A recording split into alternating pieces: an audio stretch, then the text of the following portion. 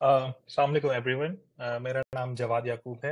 I am an ACCA और I been working at a cement company for last 12 years और मैं internal audit department में होता हूँ, तो I am an internal audit manager here. तो जो फील्ड है लाइक ACCA हूँ मैं, तो लाइक वो भी मेरी रेलेवेंट है, अकाउंट्स और फाइनेंस रिलेटेड है, और मेरी जो जो जो मैं इंटरनल ऑडिट में होता हूँ दैट्स आल्सो रिलेटेड।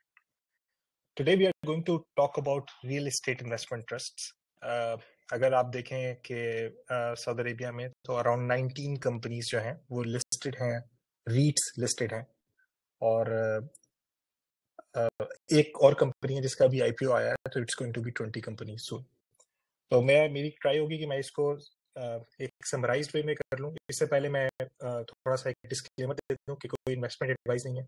ये एक एफर्ट है कि एक म्यूचुअली बेनिफिशियल रिलेशन के अंदर मैं भी उन कंपनीज को मैंने जिस वे में स्टडी किया है वो मैंने एसेंस से डिस्कस किया था, and essence said that why don't we share it with other people as well. तो ये जो मेरी जर्नी है टू इवैल्यूएट एंड असेस ये रीट्स के बारे में, उसको मैं डिस्क्राइब करूंगा आज। ऐसे में अगर हम नेक्स्ट स्लाइड पे जाएं,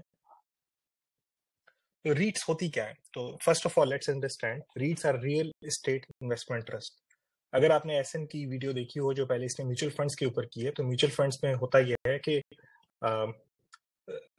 डिफरेंट लोग एक पूल कर लेते हैं मनी, बहुत सारे लोग पैसे जमा कर लेते हैं और फिर उन पैसों से डिफरेंट शेयर्स खरीदे जाते हैं।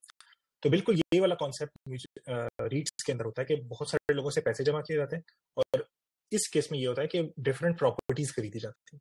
तो वो जो प्रॉपर्टीज होती हैं वो एक कंपनी ऑन करती है और आप उसके काइंड ऑफ शेयर होल्डर्स होते हैं। तो इसमें रीट्स वर्क करते हैं। तो रीट्स जो होते हैं उन प्रॉपर्टी को ऑन करते हैं, उनको ऑपरेट करते हैं और उनको मैनेज कर रहे होते हैं, मतलब लाइक उनको रेंट पे भी देते हैं, उनसे रेंट की कलेक्शन होती है। इस तरह के काम रीट कर रहे होते हैं, रीट कंपनी कर रही होती है। ये लोग जनरली जो है इनकम जनरेटिंग एसेट्स के अंदर काम कर रहे होते हैं। हम इसको फर्दर आगे डिस्कस भी करेंगे। और इससे इसका जो बेनिफिट होता है, जो मेन एक बड़ा बेनिफिट है, वो ये है कि आप अगर रियल एस्टेट में एक्सपोजर लेना चाह रहे हैं तो आप एक स्मॉल टिकट साइज के साथ you can take the exposure in the real estate. मतलब किसी भी जहां पे भी रीट रजिस्टर है, फॉर एग्जांपल अभी हम because you are going to talk about Saudi Arabia, तो आप एक छोटे टिकट साइज के साथ 10 रियाल का रीट का यूनिट होता है, तो आप 10 रियाल के रीट के यूनिट के साथ you can take the exposure in Saudi market, in Saudi real estate. इसकी लिस्टिंग जो होती है वो मैंडेटरी होती है। मींस ये कि स्टॉक मार्केट के ऊपर ही रजिस्टर्ड होते हैं, ये आप वैसे बाय एंड सेल नहीं कर सकते। थोड़ा सा अगर इसके मैं स्ट्रक्चर को समझा दूं, ऐसे can you go to next slide. अगर मैं आपके इसको थोड़ा स्ट्रक्चर को समझा दूं, तो होता यह है कि जनरली इसका एक स्पॉन्सर होता है। वो स्पॉन्सर जैसे कंपनीज के केस में होता है ना, क्योंकि कुछ स्पॉन्सर होता है, कोई बंदा होता है जिसने कंपनी स्टार्ट की होती है, जो कि वो कंपनी का फंडर होता है। इस केस में क्या होता है कि ये जनरली एक बड़ा नाम होता है, इट्स अ ट्रस्ट वर्दी नेम।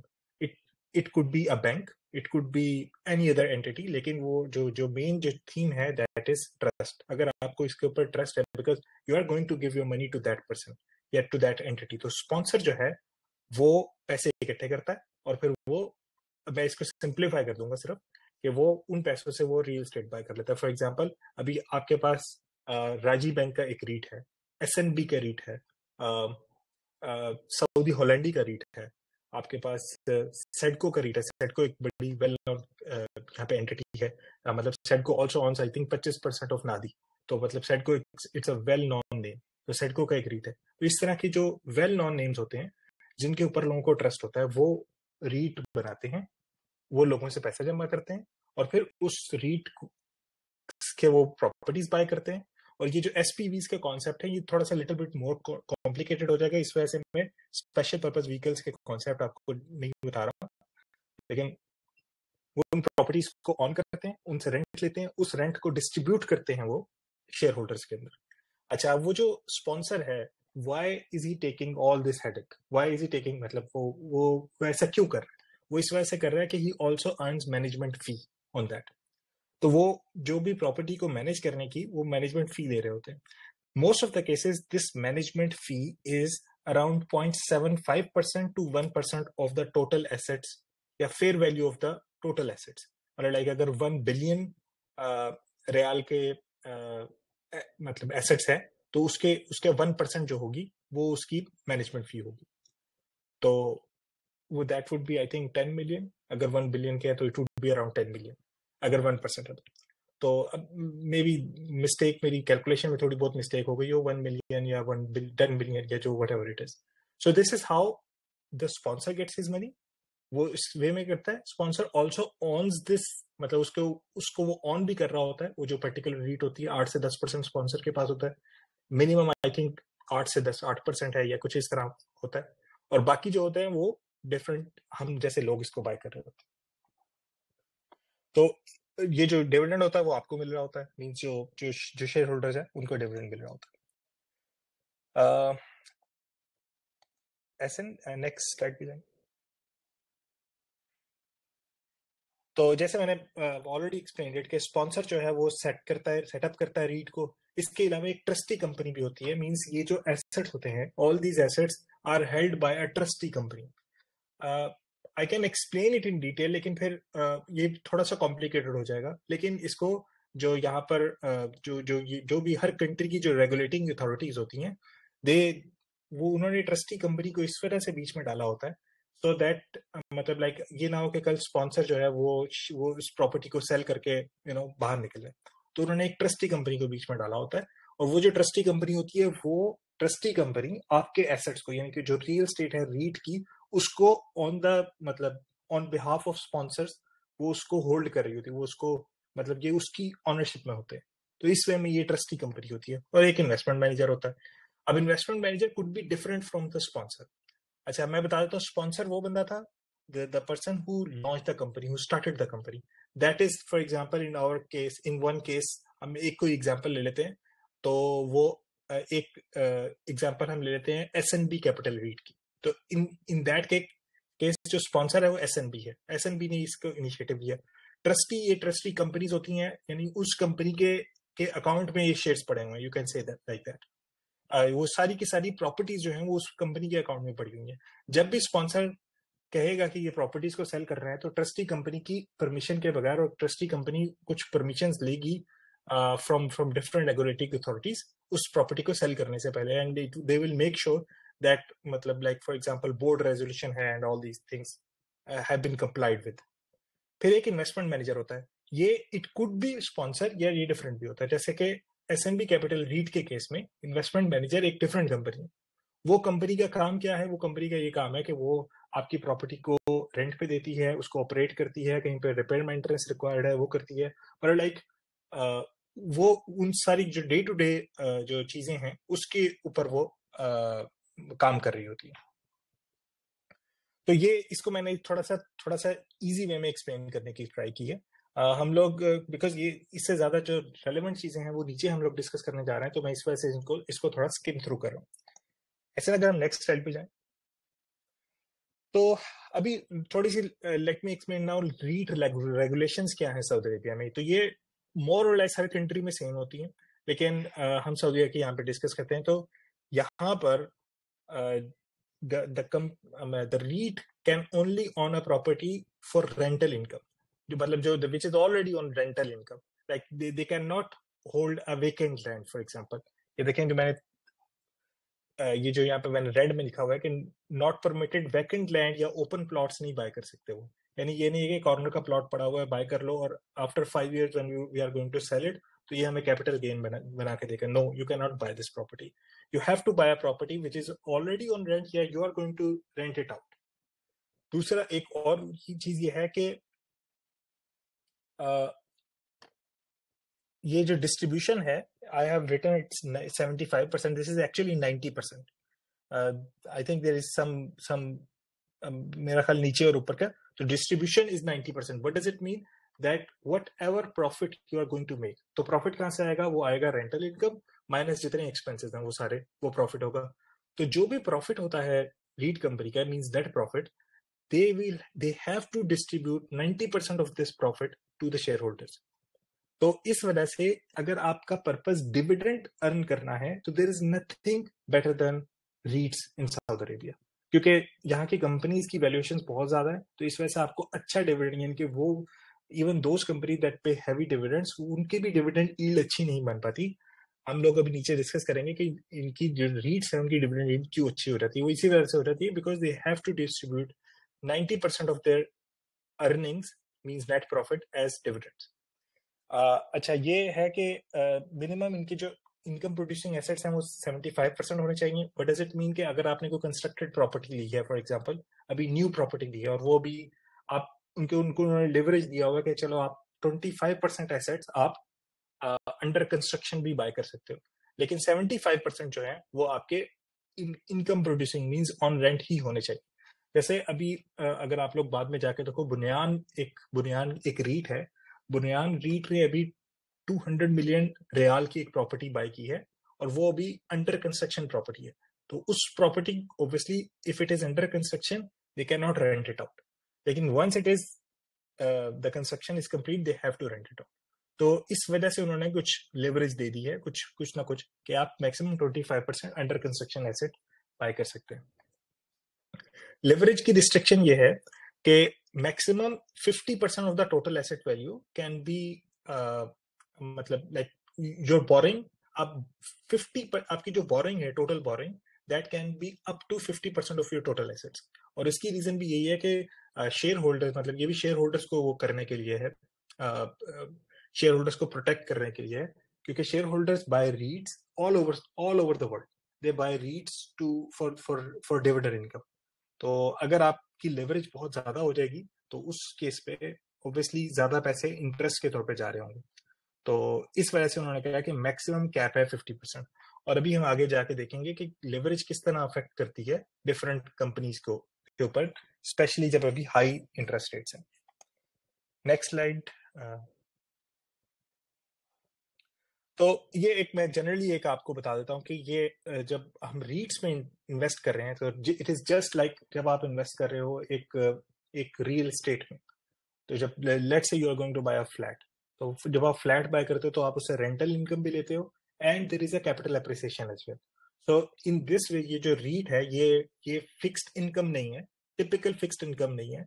फिक्स्ड इनकम मींस कि अगर आपने मनी मार्केट में पैसे लगाए हैं, that you have lent some money to someone, और वो आपको रिटर्न में देता है पर्टिकुलर परसेंटेज, लेट्स से 5%, वो 5% आपको देता रहेगा, and then after 2 years 3 years whatever the term of that loan is, वो आपको पैसे वापस करते हैं। That is fixed income, right. और टिपिकल इक्विटी के अंदर क्या होता है कि डिविडेंड गारंटेड नहीं होता, और इस केस में ये रीट एक हाइब्रिड प्रोडक्ट होता है। इसके अंदर आपका डिविडेंड भी मिल रहा है और कैपिटल एप्रिसिएशन भी मिल रही है। तो इस वे में एक हाइब्रिड चीज है, मतलब लाइक एक टिपिकल ऐसी कंपनी नहीं है जिसने बिल्कुल डिविडेंड नहीं देना, ऐसी कंपनी भी नहीं, इक्विटी भी नहीं। तो by law they have to pay 90% of their income as of their earning as dividend, and capital appreciation भी होगी वंस उसकी उस प्रॉपर्टी की वैल्यूएशन बढ़ेगी तो कैपिटल एप्रिसिएशन होगी। बेनिफिट्स एसन, नेक्स्ट स्लाइड। अब कुछ ऑब्वियसली बेनिफिट्स तो बहुत सारे होंगे, लेकिन हम कुछ बड़े बड़े बेनिफिट्स की बात कर लेते हैं। तो अभी अब अगर आप रीट बाय करते हो तो ये लिक्विड होते हैं। इसका मतलब क्या है कि let's say because all of us are experts, तो अभी आप मतलब wherever I used to talk to any of my friends, जैसे अगर सऊदी अरेबिया अलाउ कर दे, we are going to buy a property in Saudi Arabia, अभी Saudi ने अलाउ कर दी है, but they are not buying the property. Why? क्योंकि लेट्स से कि एक फ्लैट जो है आपको, reasonable flat, it cost you around 6 lakh riyal का, 600,000 का, ठीक है। अभी एक और प्रॉब्लम है सऊदी लॉज के साथ कि अगर आपने वो फ्लैट बाय भी कर लिया, तो let's say you buy it in Jeddah और फिर you get a job in Riyadh, तो फिर आप उसको रेंट आउट भी नहीं कर सकते। अभी ये प्रॉब्लम है यहाँ। तो एक्चुअली जो सऊदी गवर्नमेंट है वो अलाउ करती है सिर्फ और सिर्फ आपको ये जो फ्लैट है रहने के लिए अलाउ करती है। अब आप ये कहते हो कि यार once I get a job in in Riyadh and I can move there, और फिर मैं जद्दा से रियाद मूव हो रहा हूँ, मैं इस फ्लैट को बेच दूंगा, तो व्हाट डू यू थिंक, आपका इतना इजीली बिकेगा? नहीं बिकेगा, क्योंकि real estate out there and the other person knows के आप एक एक्सपर्ट हो, तो वो आपको प्रॉपर रेट नहीं देगा। और what if you are going on final exit, तो आपके पास 2 महीने का टाइम है, 2 महीने में आपने सारी प्रॉपर्टी अपनी लिक्विडेट करनी है, तो how how are you going to do it? ये जो सोल्यूशन है ये आपको रीट प्रोवाइड कर रहा है कि अगर आपने 5 लाख का फ्लैट लेना था, आप 5 लाख का फ्लैट ना लो। आई एम नॉट सेइंग कि आप यही काम करो, मैं एक बात कर रहा हूँ, आप 5 लाख का रीट ले लो, but REIT provide you that liquidity कि आप एक दिन के अंदर उसको सब बेच सकते हो अपने रीट को, तीसरे दिन आपके अकाउंट में पैसे आ जाएंगे। तो ये तो एक चीज होगी। फिर ट्रांसपेरेंसी है, ऑब्वियसली एक जो मैंने आपको पहले बताया था, जो स्पॉन्सर है वो एक सॉलिड कंपनी है, पीछे एसएनबी कैपिटल है, वो राजी कैपिटल है, वो सेडको है, वो बड़ी कंपनी है, तो वो लोग वो ट्रांसपेरेंट है। तो ऐसा नहीं है कि वो आपका रेंट कोई और, यानी कि इट्स नॉट लाइक कि आपने इंडिया में पाकिस्तान में एक प्रॉपर्टी ली है और फिर आपने उसको रेंट पे लगाया हुआ है, अपने चाचा मामा ताया को बोला है कि भाई आप इससे रेंट लेते रहना, वो पता नहीं कितना लेता है, कितना खा लेता है, क्या करता है। यहाँ पर ट्रांसपेरेंसी है, ऑब्वियसली ऑडिट्स होते हैं कंपनी के अंदर। डिस्ट्रीब्यूशन मैंने आपको बताया था, एसेट क्वालिटी जनरली अच्छी होती है क्योंकि ये लोग कमर्शियल रियल एस्टेट बाय कर रहे हैं, तो एसेट क्वालिटी अच्छी होती है।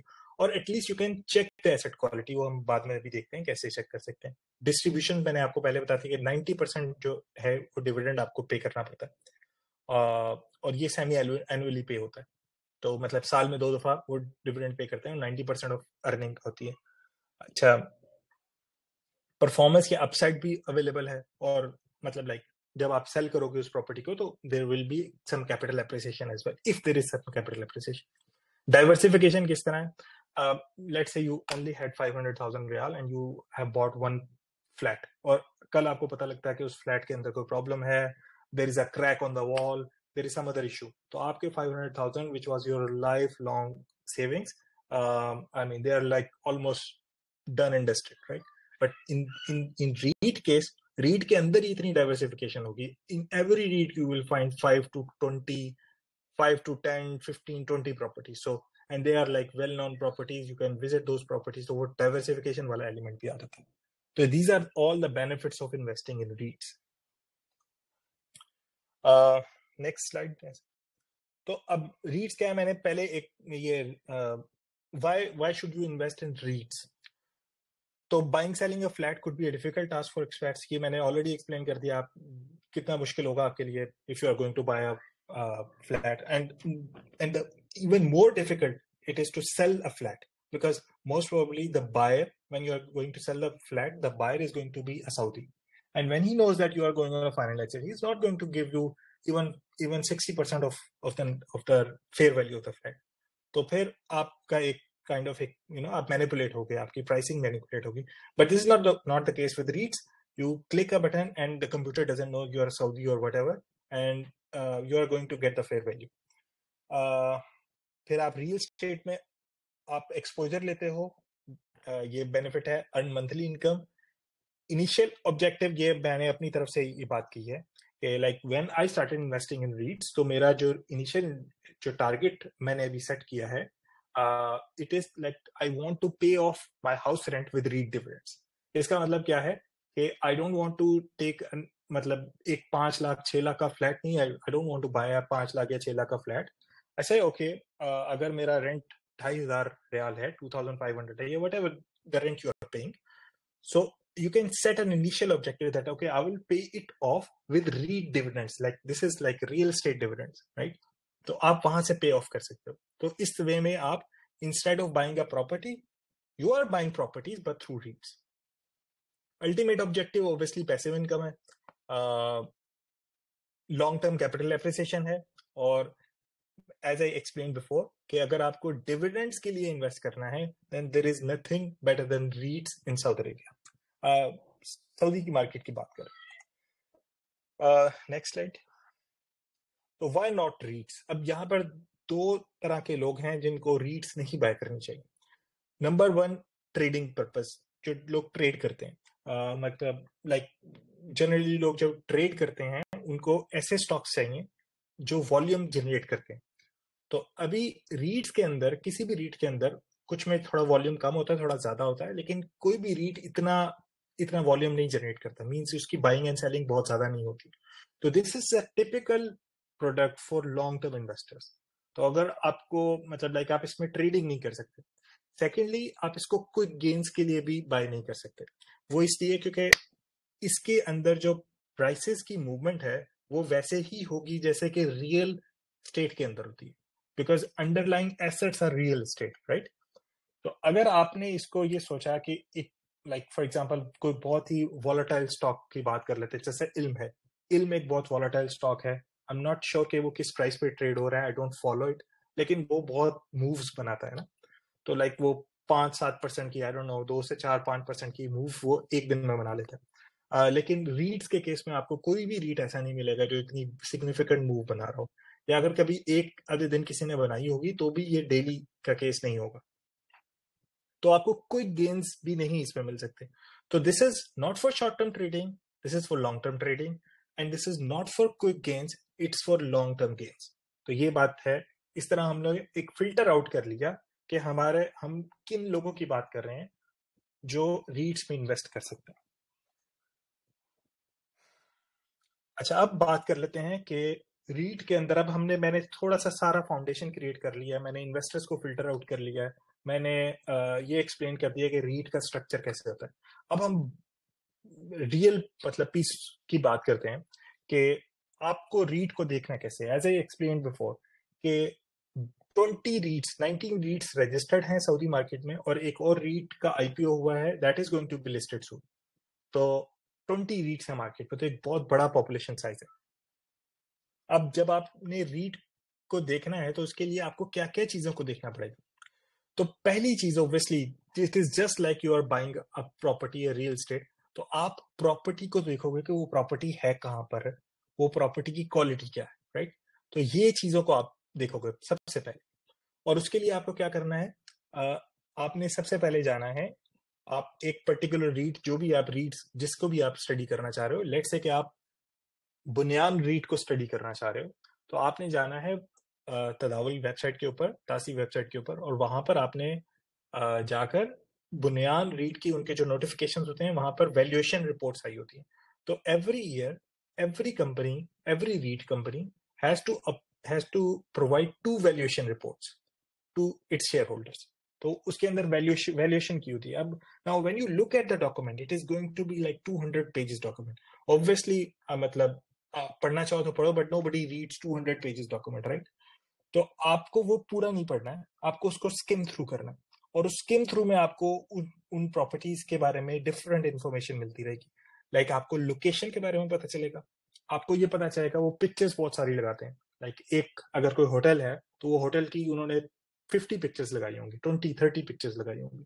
तो आपको at least you will have an idea कि ये जब आप रीट बाय करने जा रहे हो तो उसके पीछे जो 15 एसेट्स हैं, जो 10 उन्होंने 10 to 15 या whatever the number of properties are, वो उसकी क्वालिटी क्या है, वो आपको पिक्चर से ही आइडिया हो जाएगा, राइट। क्योंकि पिक्चर्स आपको कुछ ना कुछ तो प्रोवाइड कर देंगी कि लाइक वो न्यू प्रॉपर्टीज हैं, वो ओल्ड प्रॉपर्टीज हैं, वो बिग साइज प्रॉपर्टीज हैं, मतलब फॉर एग्जांपल मॉल्स हैं, या वो छोटी छोटी शॉप्स हैं, वो किस तरह की प्रॉपर्टीज हैं, ये आइडिया हो जाएगा। दूसरा है लोकेशन ऑफ द प्रॉपर्टी, वो भी आपको लोकेशन वहां पे प्रोवाइड की होगी उन्होंने, वहां पे आपको आइडिया हो जाएगा कि यार ये रियाद ओलैया स्ट्रीट के ऊपर तो इसकी, अब फॉर एग्जांपल एक कंपनी, किसी कंपनी की ओलैया स्ट्रीट के ऊपर 3 प्रॉपर्टीज हैं, दैट्स प्राइम प्रॉपर्टी। जद्दा के अंदर किंग अब्दुल अजीज रोड के ऊपर इनकी प्रॉपर्टीज हैं, दैट्स आल्सो प्राइम। और किसी और एरिया में जो भी प्रॉपर्टीज हैं, तो इस तरह आपको लोकेशन ऑफ द प्रॉपर्टी।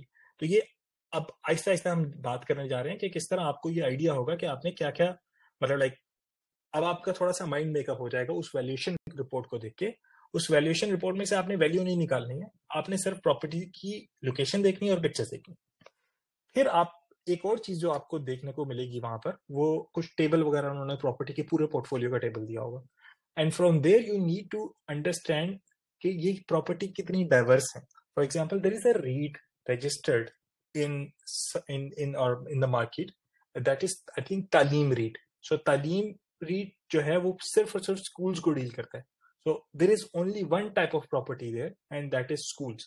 तो वो स्कूल्स ऑन करता है, आई मीन स्कूल की बिल्डिंग ऑन करता है, and then they rent it out to the schools, और उनके लॉन्ग टर्म कॉन्ट्रैक्ट्स हैं। There is another specialised REIT in in Saudi Arabia, that is Alinma hospitality REIT. It's a new REET.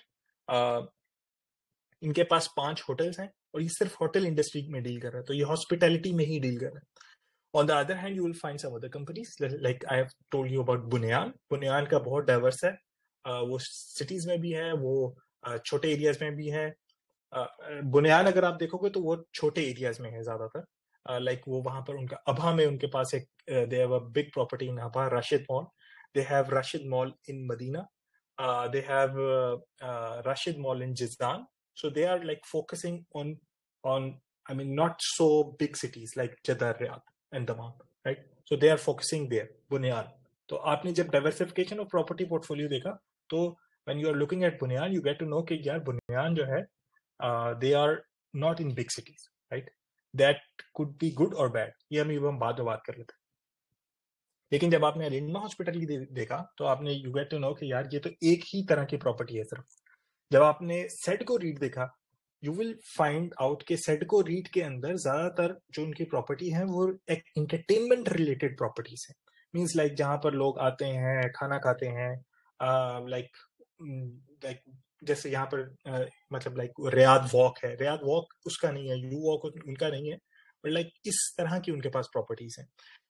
तो आपको इससे idea हो जाएगा कि आपकी डाइवर्स कितना डाइवर्स पोर्टफोलियो है उसके अंदर. तो which is a very important thing. जो एक और इंपॉर्टेंट चीज है,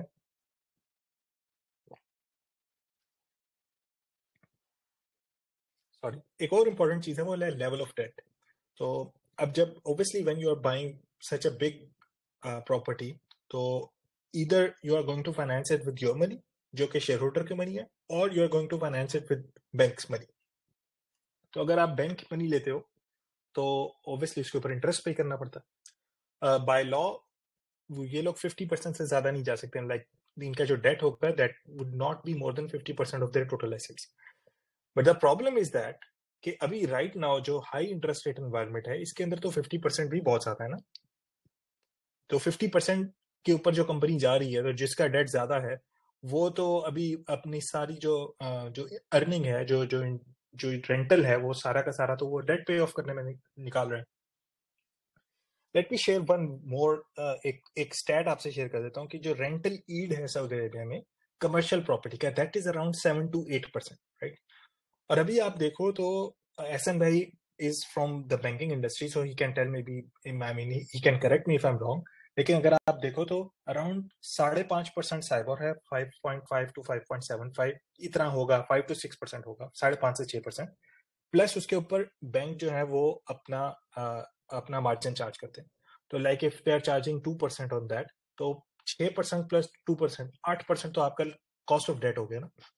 तो if you are paying 8% cost of debt तो आप how can you pay to the shareholder. क्योंकि अगर आपका डेट ज्यादा है आपकी कंपनी के ऊपर यानी रीट के ऊपर, रेंटल यील्ड जो है वो 8% है और 8% ही डेट है, तो आपको अपने बाकी एक्सपेंसेस भी तो मीट अप करने.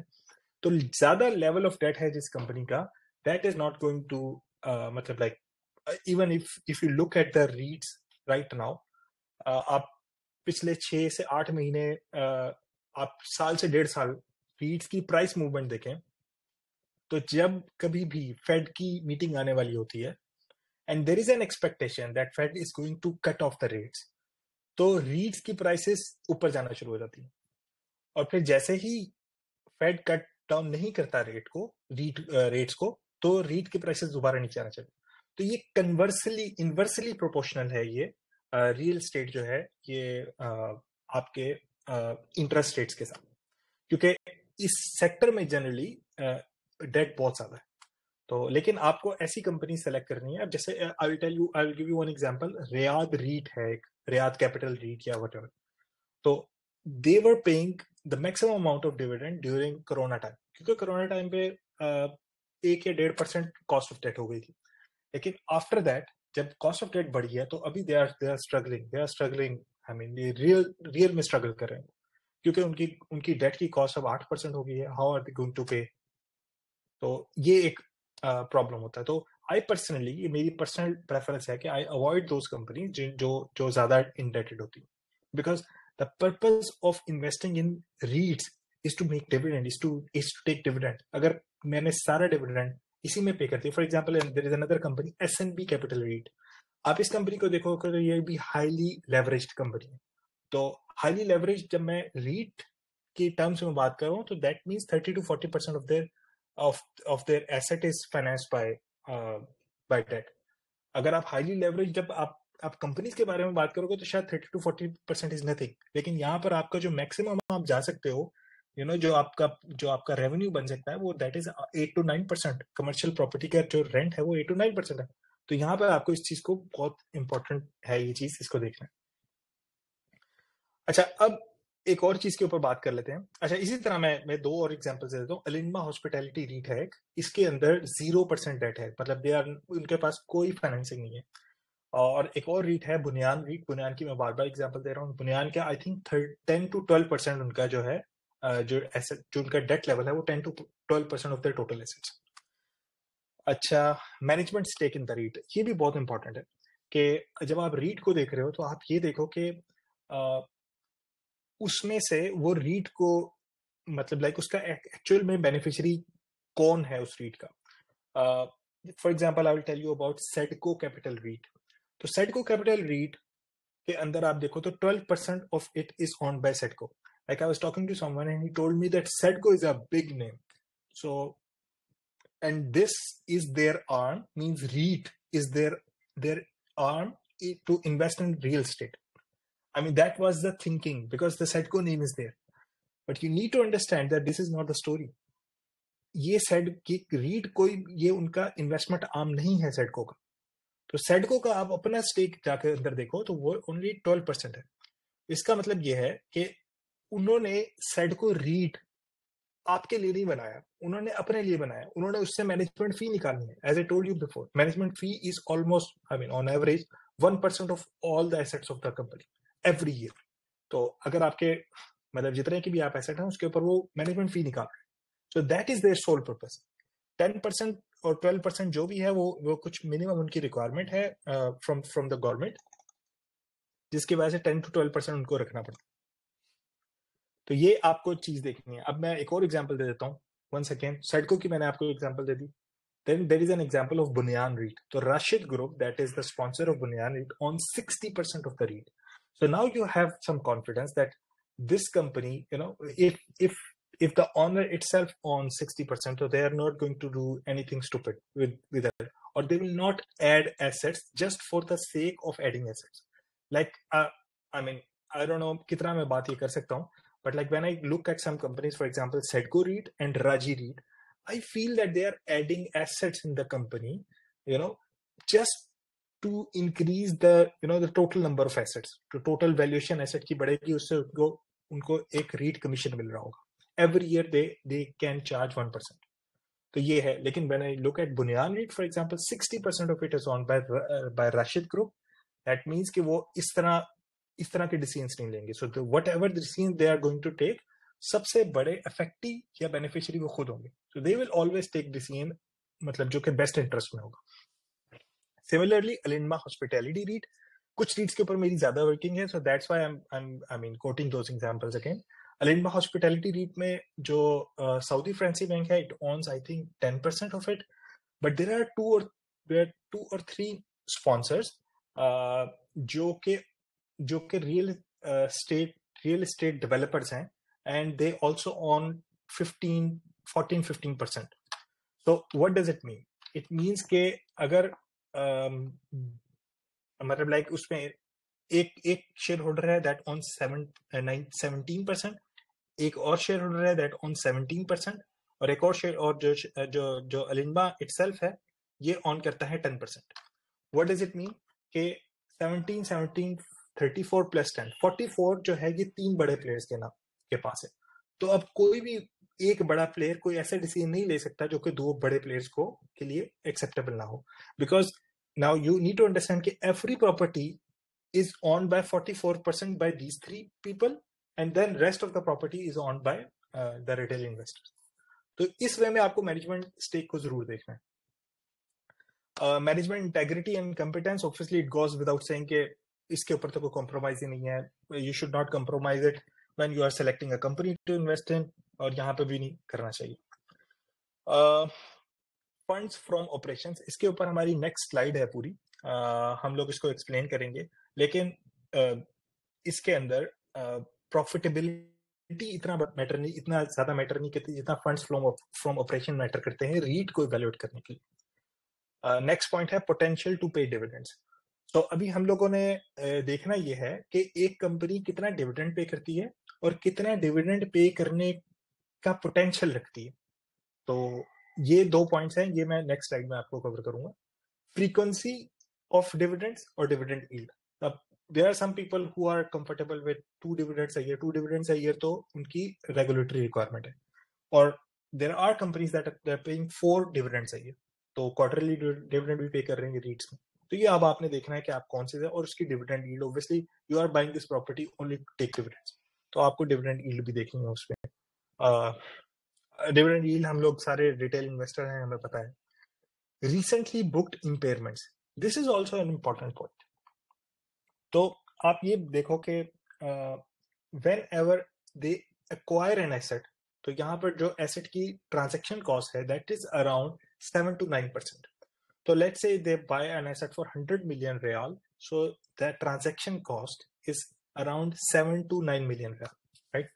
तो अभी जब एसेट वो बुक होता है बुक्स के अंदर, मीन्स वो रिकॉर्ड होता है, वो let's say if the transaction cost is 9%, so they book it at 101 or 9 million real. In the case of companies, मतलब जब हम नॉर्मल कंपनीज को बाय कर रहे होते हैं, एसटीसी फॉर एग्जांपल, तो एसटीसी के केस में it will remain 109 million for the rest of the life, right? तो वहां पे वो डेप्रिशिएट होगा, but this is not the case with REITs. Why? Because their asset, they are not booking the properties as property, plant and equipment. आपने ये word पढ़ा होगा financial statements में। They are booking the properties as investment properties. What does it mean? कि इनको हर साल उसको fair value के ऊपर डिटरमिन करना होता है, फेयर वैल्यू उसकी डिटरमिन करके उसको फेयर वैल्यू के ऊपर रिकॉर्ड करना होता है। तो let's say I have bought an asset in April and for 109 million riyal, and now it is June. तो जून के अंदर most probably the value of the asset is still 100 million riyal, क्योंकि मैंने तो 100 मिलियन का buy किया ना, and 9 million riyal is only the cost. तो ये अब जून के जब फाइनेंशियल आएंगे तो उसके अंदर एक इम्पेयरमेंट एक्सपेंस बुक हुआ होगा। If that impairment expense, if there is a recently acquired property and the impairment expense is in the range of 7 to 10%, that is okay. तो ये तो okay है, लेकिन I have seen some cases in REIT industry where the company has bought a property and they have booked massive impairments in the coming quarters. उससे उसका problem क्या होता है इसका? What does it, I mean, अगर हमें relate करना है ना, what does it relate, what does it represent? मुझे ऐसा लगता है कि it represents that the company has, I mean, if you are buying a property in February and in June you are booking heavy impairment, let's say 20%, 25%, it means impairment का मतलब क्या हुआ? मैं वंस अगेन मैं explain कर देता हूँ। Impairment का ये मतलब है कि जिस प्राइस पे आपने एसेट को बाय किया था, आज उसकी फेयर वैल्यू उससे कम है, ये है इसका मतलब। और फेयर वैल्यू वैल्यूएशन रिपोर्ट के अंदर आती है, और वो वैल्यूएशन रिपोर्ट जो होती है, ये वैल्यूएटर्स हैं जो कि अप्रूव हैं सऊदी गवर्नमेंट की तरफ से, वही वैल्यूएट करते हैं। तो अगर if there are heavy impairments which is like more than from 7 to 9% of the newly acquired assets, सारे एसेट्स की नहीं, न्यूली एक्वायर्ड एसेट्स, तो इसका मतलब है कि there is something going on. तो इट कुड मीन के आपने जो प्रॉपर्टी ली थी, वो प्रॉपर्टी लेट्स से के 100 मिलियन रियाल की वर्थ ही नहीं थी उस प्रॉपर्टी की, the property was 80 million riyal worth. आपने may be there is some under the table settlement और whatever it is. So, but I have seen some cases, I cannot take the names here, but I have seen some cases in Saudi REITs where it has happened, and it's a big red flag for me, and they are big names. So I cannot take the names, but like when you are evaluating the REITs, please look at those names as well. Next, तो अभी बात कर लेते हैं। अभी हमने कुछ चीजें बता दी कि आपको देखना क्या है रीट के अंदर। अब हम बात करते हैं कि आपको वैल्यू कैसे करना है रीट को। तो वैल्यू आपको जनरली जो चीजें हैं जो हम कंपनीज को देखते हैं, वैसी ही चीजें हैं रीट के अंदर भी। आपको मैंने कुछ चीजों के बारे में ऑलरेडी बता दिया है, आपको उनका कैश देखना है वगैरह वगैरह। तो एक जो सबसे ज्यादा इंपॉर्टेंट चीज है जो आपको रीट के अंदर देखनी चाहिए, वो है FFO, फंड्स फ्रॉम ऑपरेशन। तो ये in my humble opinion, dividend yield is not the right indicator. For example, I will tell you कि मैंने किसी से बात की कि you should look at this REIT, and that guy told me that this REIT gives only 7% yield, but there are other other asset classes available which give better rates, better dividends. But अगर आप देखो तो ये तो 7% yield आप कैसे निकाल रहे हो, वो आप निकाल रहे हो कि this is the dividend they are paying divided by the share price, and you are telling that this is 7%, and generally people look at it. लेकिन आपको एक और चीज को देखना है, you need to go at second level of thinking that ये जो डिविडेंड दे रहा है ये इसमें से कितना डिविडेंड है, यानी इसका पोटेंशियल कितना है डिविडेंड देने का. तो आई विल टेल यू कि there are some companies in Saudi Arabia, some REITs that are paying 150 even 200% of their net profit as dividend. तो मतलब क्या है कि जो भी उनका नेट प्रॉफिट पे गिरता है जो भी है उससे भी ज्यादा डिविडेंड दे रही है. वो क्यों दे रही है? वो अपनी शेयर प्राइस को मेंटेन करने के लिए दे रही है, क्योंकि उनको मिनिमम अगर वो डिविडेंड यील्ड नहीं देंगी तो उनका शेयर कोलैप्स हो जाएगा. तो वो कंपनीज अपनी नेट प्रॉफिट का 200% 150% भी डिविडेंड दे रही है. आप ये जनरल फिगर है, आप जब REITs को देखना शुरू करेंगे तो आपको मिल जाएगा कि कौन कौन सी कंपनीज हैं ऐसी. लेकिन जनरली वो कंपनीज जिनका डेट ज्यादा है वो अपनी नेट प्रॉफिट का बहुत ज्यादा अमाउंट डिविडेंड देती है. लेकिन कुछ कंपनीज ऐसी हैं जो मिनिमम डिविडेंड देती है. अब जो मिनिमम डिविडेंड देते हुए 7% का डिविडेंड यील्ड मेंटेन कर रही है, तो इसका मतलब है कि द पोटेंशियल टू पे डिविडेंड, मिनिमम डिविडेंड था नेट प्रॉफिट का 90%. तो इसका मतलब है कि इसका पोटेंशियल बहुत ज्यादा. वो पोटेंशियल कैसे पता चलेगा? वो है funds from operation. Funds from operation tells you कि ये जो कंपनी है, ये जो REIT है, ये कैश कितना जनरेट कर रहा है अपने ऑपरेशंस में से. तो वंस अगेन नेट प्रॉफिट क्या होता है हमें बताने की जरूरत नहीं है, लेकिन रेंटल आ रहा है आपको, आपके डिफरेंट एक्सपेंसेस है, डेप्रिसिएशन है. डेप्रिसिएशन हर REIT के अंदर एक बड़ा एक्सपेंस होता है, but you need to understand that depreciation is a non cash expense. आप कंपनी कुछ पे नहीं कर रही जब डेप्रिशिएट कर रही है एसेट को, right? It's a non cash expense. Similarly impairment is a non cash expense. तो डेप्रिसिएशन भी नॉन कैश है, इंपेयरमेंट भी नॉन कैश है. इंपेयरमेंट मैंने आपको पिछली स्लाइड में आपको बता दिया, डिटेल में बता दिया कि इंपेयरमेंट क्या होती है. इट इज लाइक 100 मिलियन का एसेट लिया था, अभी 80 मिलियन का हो गया, but when you are not selling it तो आपने 20 मिलियन का एक्सपेंस तो बुक कर लिया, but that expense is not मतलब लाइक आपका कैश एक्सपेंस नहीं है. तो इंपेयरमेंट FFO हम कैलकुलेट कैसे करेंगे? नेट प्रॉफिट आप ले लोगे अपना, प्लस उसके अंदर डेप्रिसिएशन ऐड करोगे, उसके अंदर इंपेयरमेंट ऐड करोगे, और अगर कोई प्रॉपर्टीज को उन्होंने सेल किया है तो उसके अंदर जो gain on sale of property है वो भी आप ऐड कर लोगे. सॉरी, वो उसको लेस कर दो, क्योंकि बिकॉज वो आपके नेट प्रॉफिट के अंदर ऑलरेडी आई हुई है, क्योंकि कोई गेन हुआ है.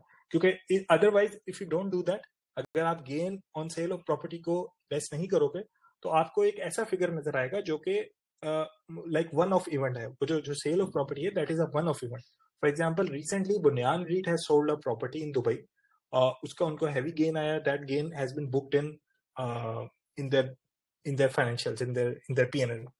तो अभी वो नेट प्रॉफिट के अंदर तो आ रहा है, but if you don't subtract it तो वो आपको एक मिस रिप्रेजेंट करेगा आपको FFO को फिगर. तो FFO को आप डिवाइड कर लो, यानी कि जब आपका FF फंड्स फ्रॉम ऑपरेशन आ जाएगा उसको डिवाइड कर लो जो भी नंबर ऑफ शेयर्स हैं उसके साथ, तो आपको पास FFO पर शेयर आ जाएगा. उस FFO पर शेयर को आप डिवाइड कर लो शेयर प्राइस के साथ, तो आपको ये समझ आ जाएगा कि FF के इसके अंदर पोटेंशियल कितना है डिविडेंड पे करने का. फॉर एग्जाम्पल मैंने बुनियान के ऊपर वर्किंग की हुई है, तो बुनियान का जो FFO है वो 80 हलाला पर शेयर है, 0.8. इसकी जो शेयर प्राइस है वो एक at the moment is around 9.1. तो अगर मैं देखूं तो इनका FFO, यानी कि जो अगर मैं FFO की यील्ड निकालूं तो ये अराउंड 8.8% बनती है. ठीक है, ये जो डिविडेंड देते हैं, यानी कि आप ये कह लें कि ये 8.8% का डिविडेंड दे सकते हैं. Right now they are paying 7% dividend. तो ये 1.8% का क्वेश्चन आपके पास अवेलेबल है, राइट? एक और कंपनी की एग्जांपल दे देता हूं FFO पर शेयर के ऊपर. अलिनमा हॉस्पिटैलिटी REIT, इनका FFO है 64 हलाला एंड दे आर पेइंग 64 हलाला. तो इसका मतलब है कि इनके यहां पर अब आप अलिनमा हॉस्पिटैलिटी REIT को देखोगे तो उसकी शेयर प्राइस है अराउंड 8.2 और 64 हलाला डिवाइडेड बाय 8.2 इज अराउंड 7.8% का डिविडेंड यील्ड है. तो आप ये कहोगे कि बुनियान REIT is paying 7%. If the only criteria you are looking at is dividend yield, तो आप कहोगे बुनियान REIT is paying 7% dividend and Alinma Hospitality REIT is paying 7.8% dividend. So 7.8% is better than 7%. But if you incorporate की एफएफओ वाली story को incorporate करोगे तो आपको नजर आएगा कि Bonyan REIT has the potential to pay up to 8.8% dividend dividend yield, लेकिन वो अभी नहीं कर रहे। वो क्यों नहीं कर रहे? Because they are acquiring more properties that would eventually आपका डिविडेंड बढ़ाएगा, राइट? तो ये इस वे में आपको एफएफओ को देखना है। Market value of the properties को भी आपको देखना चाहिए। यानी अभी हम बात कर रहे हैं कि आपको रीट को वैल्यू कैसे करना है। Market value of the properties, ये अगर आप रीट्स की 6 मंथली और एनुअल फाइनेंशियल स्टेटमेंट्स में देखोगे तो वहां पर उन्होंने लिखा होता है कि मार्केट वैल्यू, ये जो आपकी सारी प्रॉपर्टीज हैं इनकी बुक वैल्यू ये है और इनकी मार्केट वैल्यू ये है। तो वहां से आपको आइडिया हो जाएगा कि ये इसमें कितना पोटेंशियल इसके अंदर कितना है।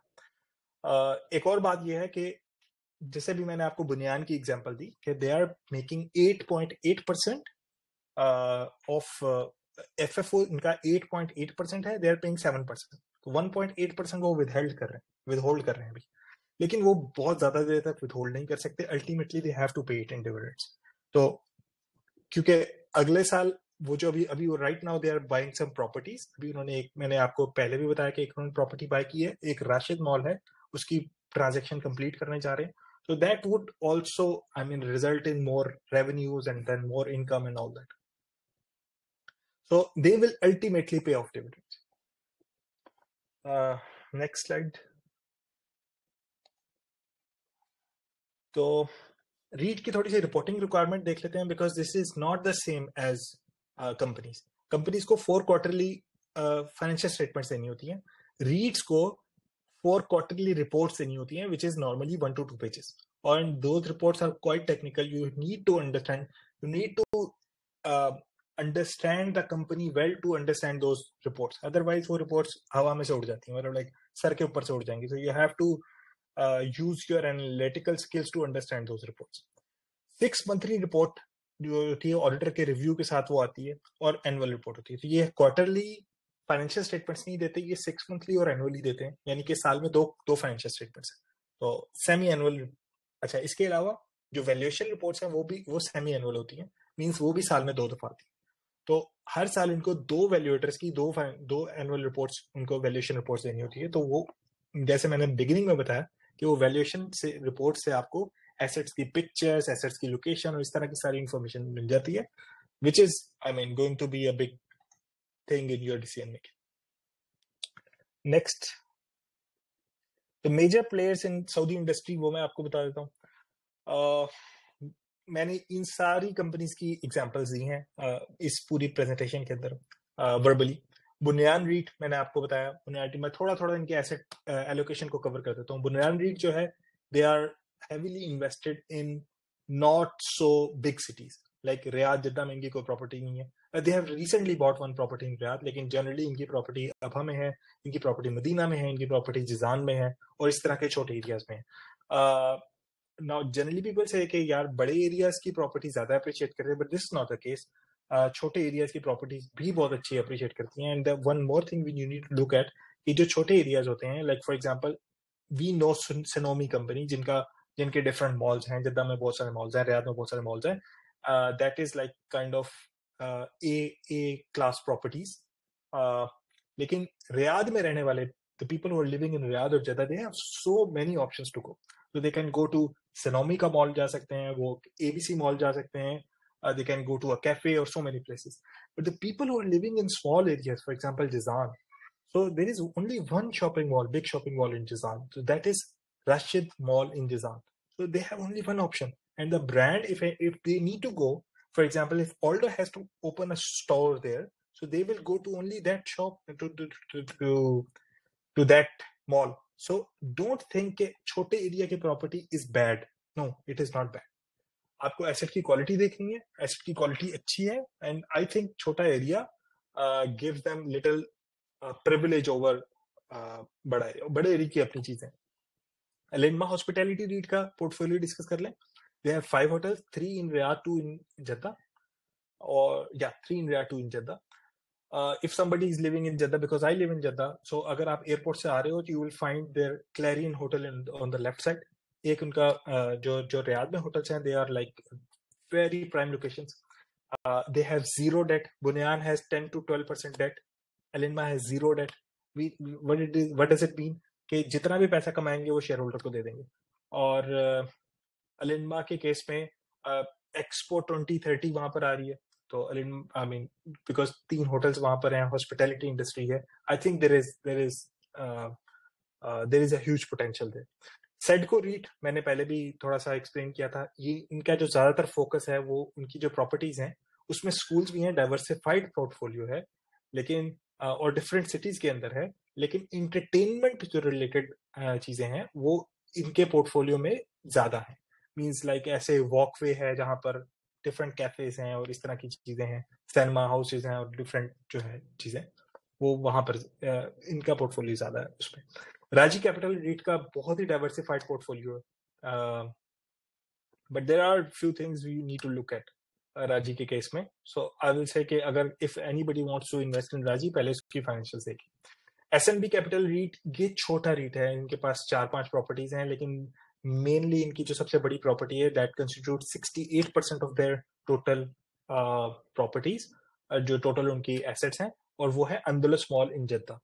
तो ये सलमान हबीब जो ये नया खुला है उसके बिल्कुल साथ है. मॉल की लोकेशन बहुत अच्छी है, सब अच्छा है, लेकिन एसएनबी कैपिटल रीट के ऊपर डेट बहुत ज्यादा है. सिमिलरली सेडको रीट के ऊपर भी डेट बहुत ज्यादा है. तो you need to be very careful with that. Almather REIT अच्छा रीट है, this is also a good option, लेकिन आपको ये देखना है कि like for example I am personally not invested in Mather because उस रीट के अंदर प्रॉब्लम यह है कि वो उसके पास छोटी प्रॉपर्टीज बहुत ज्यादा है. लाइक इट इज लाइक आप मतलब लाइक वॉक करते जा रहे हो तो एक आपको प्लाजा नजर आता है जो 6 फ्लोर्स का है, स्मॉल प्लाजा. पता नहीं यहाँ पे कितने स्क्वायर फीट होते हैं, लेकिन पाकिस्तान के हिसाब से 8 मरले का 10 मरले का प्लाजा वो उन्होंने बाय किया हुआ. तो इस तरह की छोटी छोटी प्रॉपर्टीज उनके पास काफी हैं. तो मैं पर्सनली इतनी छोटी प्रॉपर्टी के अंदर इंटरेस्टेड नहीं हूँ, लेकिन if somebody is comfortable with that तो ये एक अच्छी प्रॉपर्टी. तो that concludes my presentation. In case you have any questions तो हसन भाई अब आप लीड कर लो. जी thank you very much Aamir. It's a master class. आपने जो रीड 101 कहा था, मैं तो ये कह रहा हूँ कि आपने मास्टर क्लास डिलीवर किए. रीड प्रो मैक्स हो गया बहुत ज्यादा. जी जी. और माशाल्लाह बहुत ज्यादा डिटेल में जो है आपने एक्सप्लेन किया है. तो इसके बाद जो है हमारे बहुत ही कम क्वेश्चन रह जाते हैं कि रीड के हवाले से. और it's one of the thing कि मैं भी कोशिश करूंगा कि इसको पोर्टफोलियो में जगह दूं. पहले मेरे पास सेडको रीड था और फिर जो है मैंने उसको सेल आउट कर दिया था. मेरा फोकस जो है वो कंपनीज की तरफ था. मगर आपसे पहले भी बात हुई थी और मतलब मैं इंटरेस्टेड हूँ रीड में, और एक परसेंटेज जो है मैं इसको भी डेडिकेट करना चाह रहा हूँ, क्योंकि इसके अंदर जो है रिस्क जो है बनिस्बत बाकी कंपनीज के लो है, क्योंकि प्रिंसिपल अमाउंट आपका उसी तरफ रहता है और फिर आपको डिविडेंड इनकम भी आ रही होती है. तो अगेन अपने रिस्क प्रोफाइल के हिसाब से आप लोगों को डिसीजन लेना है. जवाद साहब ने जो है बहुत ज़्यादा डिटेल में चीज़ें बताई हैं. अब अगर आपके सवालात हैं तो प्लीज़ आप हैंड रेज कर दें ताकि मैं आपका माइक खोल दूं और फिर हम अपने जो भी जवाब हैं वो पा लें. प्लीज़ हैंड रेज कर लीजिएगा ताकि. ओके, अयूब राव साहब हैं, मैं इनका माइक खोल रहा हूँ. जी अयूब राव साहब.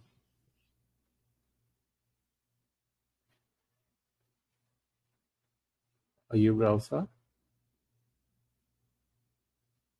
आपकी. जी अस्सलाम वालेकुम. जी अस्सलाम वालेकुम. मेरे लिए तो बिल्कुल नया ही है और जवाद साहब ने बड़े अच्छे तरीके से एक्सप्लेन किया है.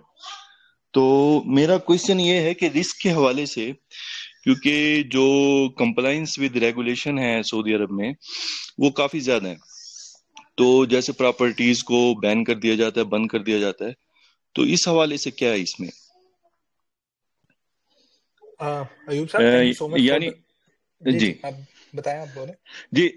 जी यानी समटाइम्स हम देखते हैं कि बल्दिया की तरफ से या कुछ ऐसा जो है नॉन कंप्लाइंस की वजह से तो बंद कर दिया जाता है. तो इस हवाले से जरा एक्सप्लेन. जी मैं आपको thank you so much for the compliment first of all. अच्छा, मैं आपको इसीलिए मैंने जब आपको रीड्स को एक्सप्लेन किया ना तो मैं आपको ये बता रहा था कि आपको एसेट की क्वालिटी देखनी है. तो अभी फॉर एग्जांपल ये जो प्रॉपर्टी को बैन करने का बात है, ये बैन करने की बात होगी फॉर एग्जांपल अगर आपने एक छोटा सा कोई प्लाजा लिया हुआ है ना, तो वहां पर तो ये होगा कि भाई इसका ये सही नहीं है, इसको बैन कर दो या इसको ब्लॉक कर दो, बंद कर दो। लेकिन ये वाली बात आप बिल्कुल भी नहीं करोगे अगर आपका एक बहुत बड़ा मॉल है। यानी इकोनॉमी के मॉल के बारे में बल्दिया आके ये बात नहीं करेगी कि भाई इसका ये चीजें नहीं पूरी हैं, जो भी चीजें नहीं पूरी हैं वो उसको पूरा कर देंगे। तो जनरली जो रीट्स हैं वो ऐसी प्रॉपर्टीज लेती हैं जो कि मतलब लाइक टियर 1 की प्रॉपर्टीज है। तो वो ऐसी प्रॉपर्टीज हैं जो जिसके अंदर आपके, जैसे मैंने आपको एक बात बताई, Rashid mall in Abha. If you look in, if you go to Abha और वहां पे आप राशिद मॉल जाओ, तो that is a like A class mall. तो आपको वैसा मॉल, आपको जैसे रियाद में मॉल में, तो इस तरह की प्रॉपर्टीज है। तो यहाँ पे बल्दिया मतलब लाइक कोई ऐसा नहीं कि कोई इंडिविजुअल जाएगा और उसको बंद कर देगा। अगर कोई नॉन कंप्लायंस होगी तो उसको कंप्लाई कर लेंगे, उसी पर्पज के लिए वहां पर ये मतलब लाइक उन्होंने इन्वेस्टमेंट मैनेजर रखे हुए हैं अपने हर रीट में। मतलब वो उसको प्रॉपर्टी को चला रहे होते और उसको रेंट पे दे रहे होते। तो आई डोंट थिंक ये वाला रिस्क जो आपने पर्टिकुलर बात की है वो है। देखिए इसमें अयूब राव साहब, मतलब ये होता है ना, जैसे आप बता रहे हैं जवाद साहब के वो मॉल है। अब मॉल में अगर कोई शॉप जो है नॉन कंप्लायंस में है, तो वो तो उस बिजनेस को नुकसान है, वो सील करेंगे, मगर उनको रेंट तो देना पड़ेगा ना अपना। मतलब अगर उनका बिजनेस सील भी होता है किसी वजह से नॉन कंप्लायंस, स्पेशली मुझे पता है कि ये जो रेस्टोरेंट्स वगैरह या बूफिया वगैरह है, इसके ऊपर मतलब अगर ये नॉन कंप्लायंट होते हैं तो फिर बंद भी हो जाते हैं या पेनल्टी भी लगती है। मगर वो इंडिविजुअल बिजनेस की बात हो रही है, मगर क्योंकि उनका एक लॉन्ग टर्म कॉन्ट्रैक्ट होता है तो उनको रेंट तो कंटिन्यूसली पे करना होता है ना रीट की कंपनी को। तो जवाब साहब ने इसको ऑलरेडी बेहतर तरीके से एक्सप्लेन कर दिया। आई होप आपको जवाब मिल गया होगा। नेक्स्ट जो है शहजाद सुबहानी साहब हैं, मैं इनका माइक ऑन कर रहा हूँ।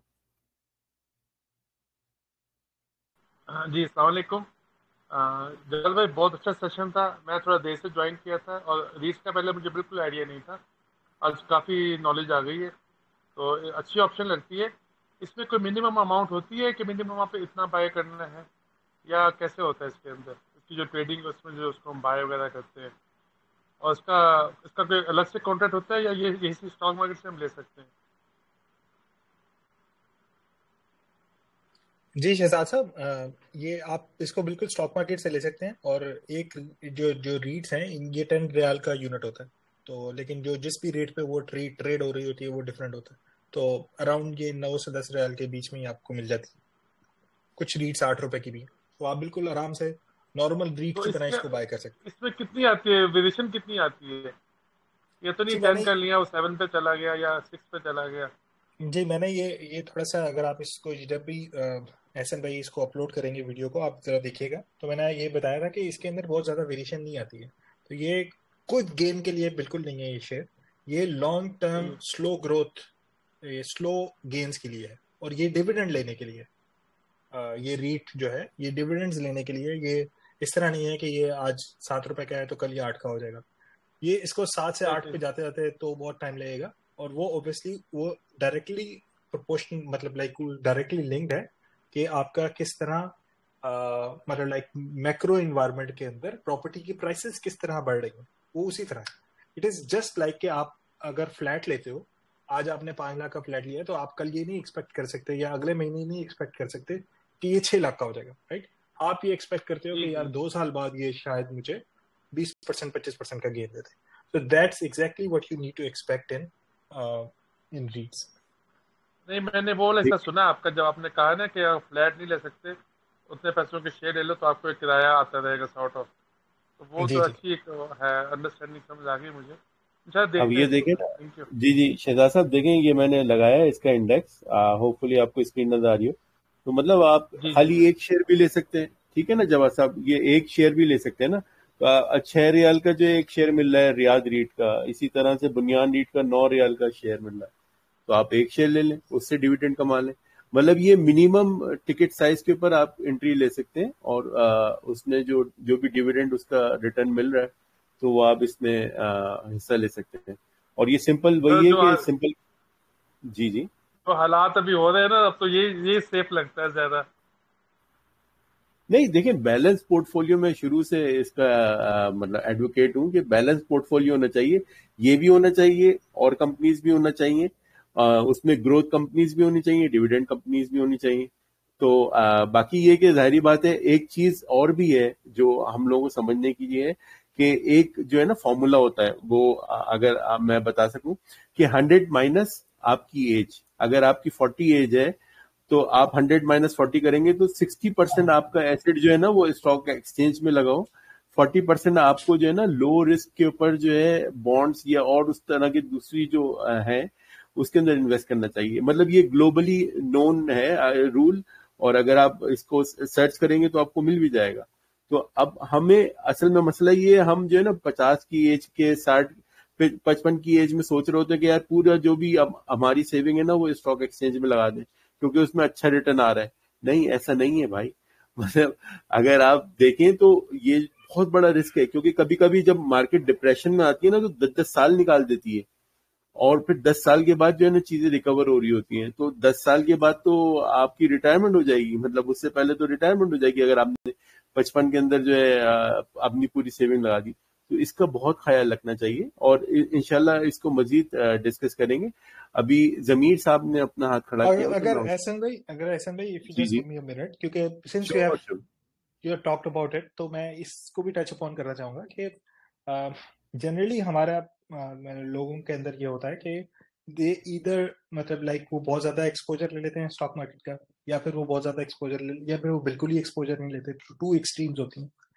तो जी मेरे ख्याल में आपको जिस चीज को अंडरस्टैंड करना है पहले, before you take entry into stock market या बॉन्ड मार्केट या किसी भी मार्केट के, कि पहले आपको सेल्फ इवैल्यूएट करना है कि what do you actually want. दो तरह के पर्सनल ऑब्जेक्टिव्स होते हैं लोगों के।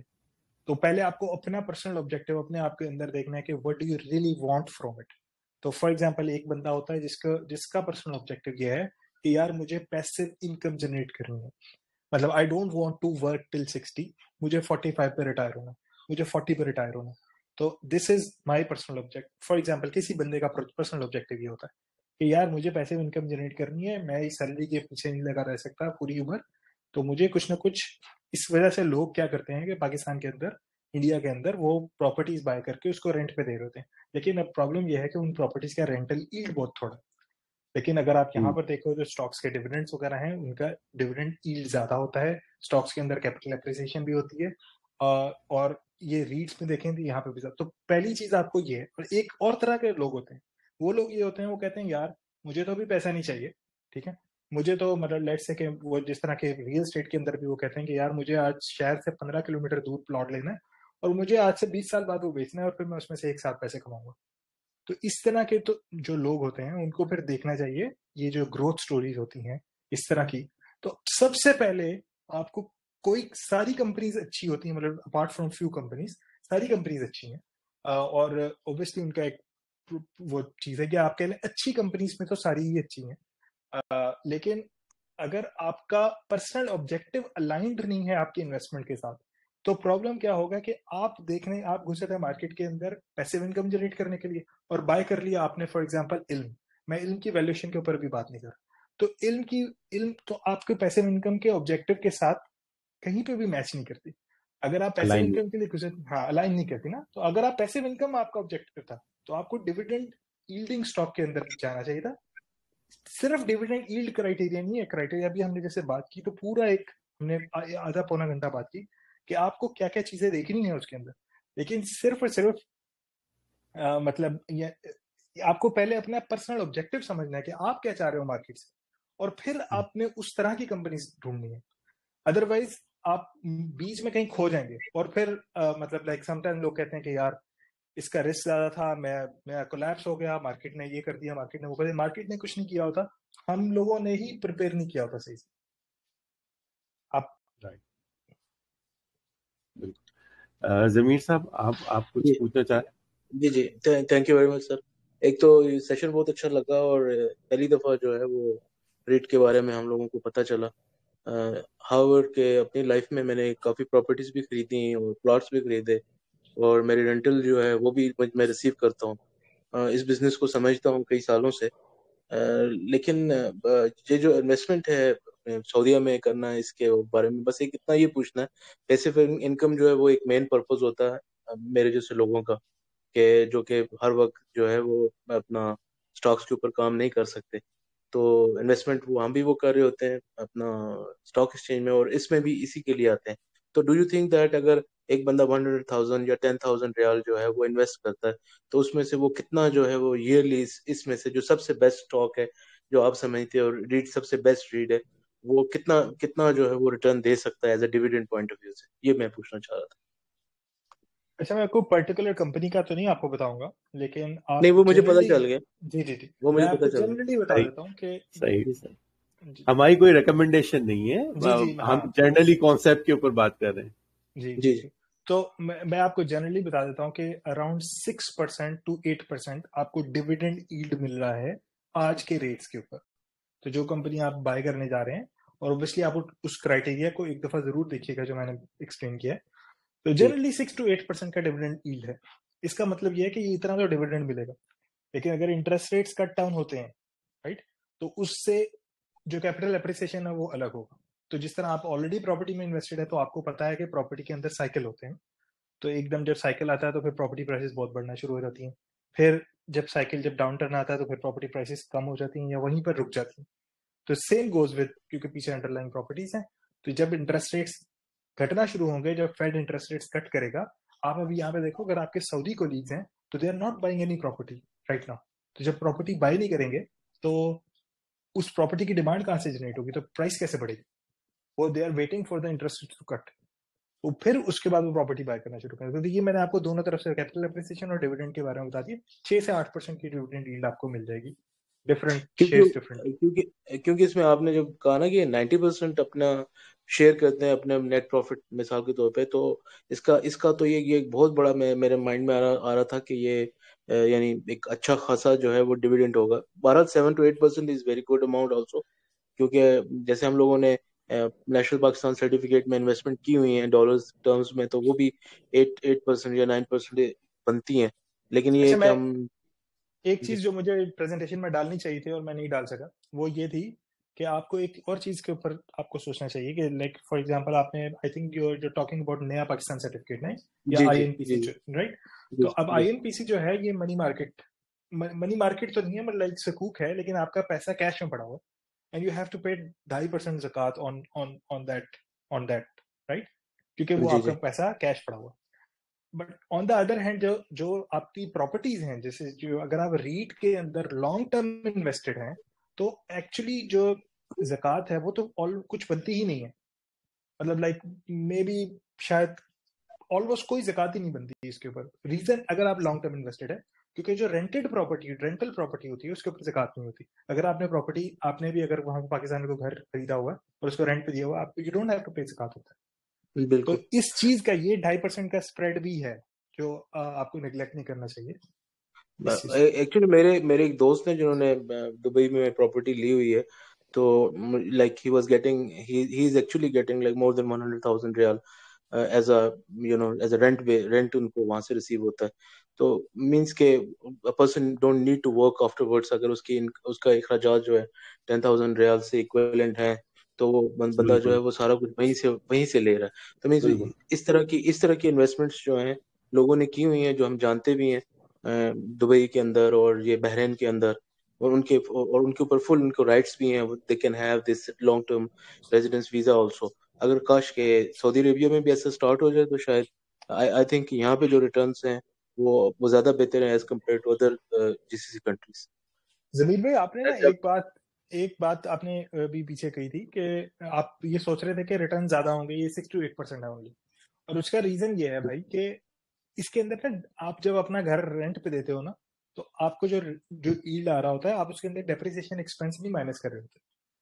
ये लोग डेप्रिसिएशन एक्सपेंस माइनस कर रहे हैं, which is a non cash expense.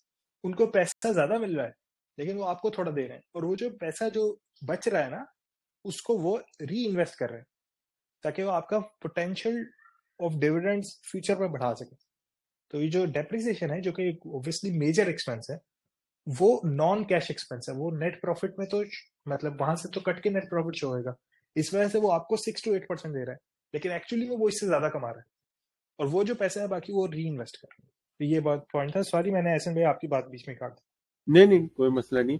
बस मैं ये एक बात करना चाह रहा था, ये जो हमने 2 फैक्टर बताए हैं वो तो हैं, और इसके अलावा जो आगे इंशाल्लाह इवेंट आने 2030 का इवेंट है एक्सपो का, और फिर फुटबॉल वर्ल्ड कप का इवेंट है, तो ये पोटेंशियल है। मतलब ऑब्वियसली इंटरेस्ट रेट तो डाउन होंगे तब तक, मगर जब ये इवेंट्स आएंगे तो फिर यहाँ पर अब एक जो टूरिस्ट की जो पॉपुलेशन आएगी, तो उसके हवाले से जो हॉस्पिटैलिटी के रीट्स हैं और जो दूसरे मॉल्स वगैरह के रीट्स हैं, तो दे विल डू बेटर। और उनकी जो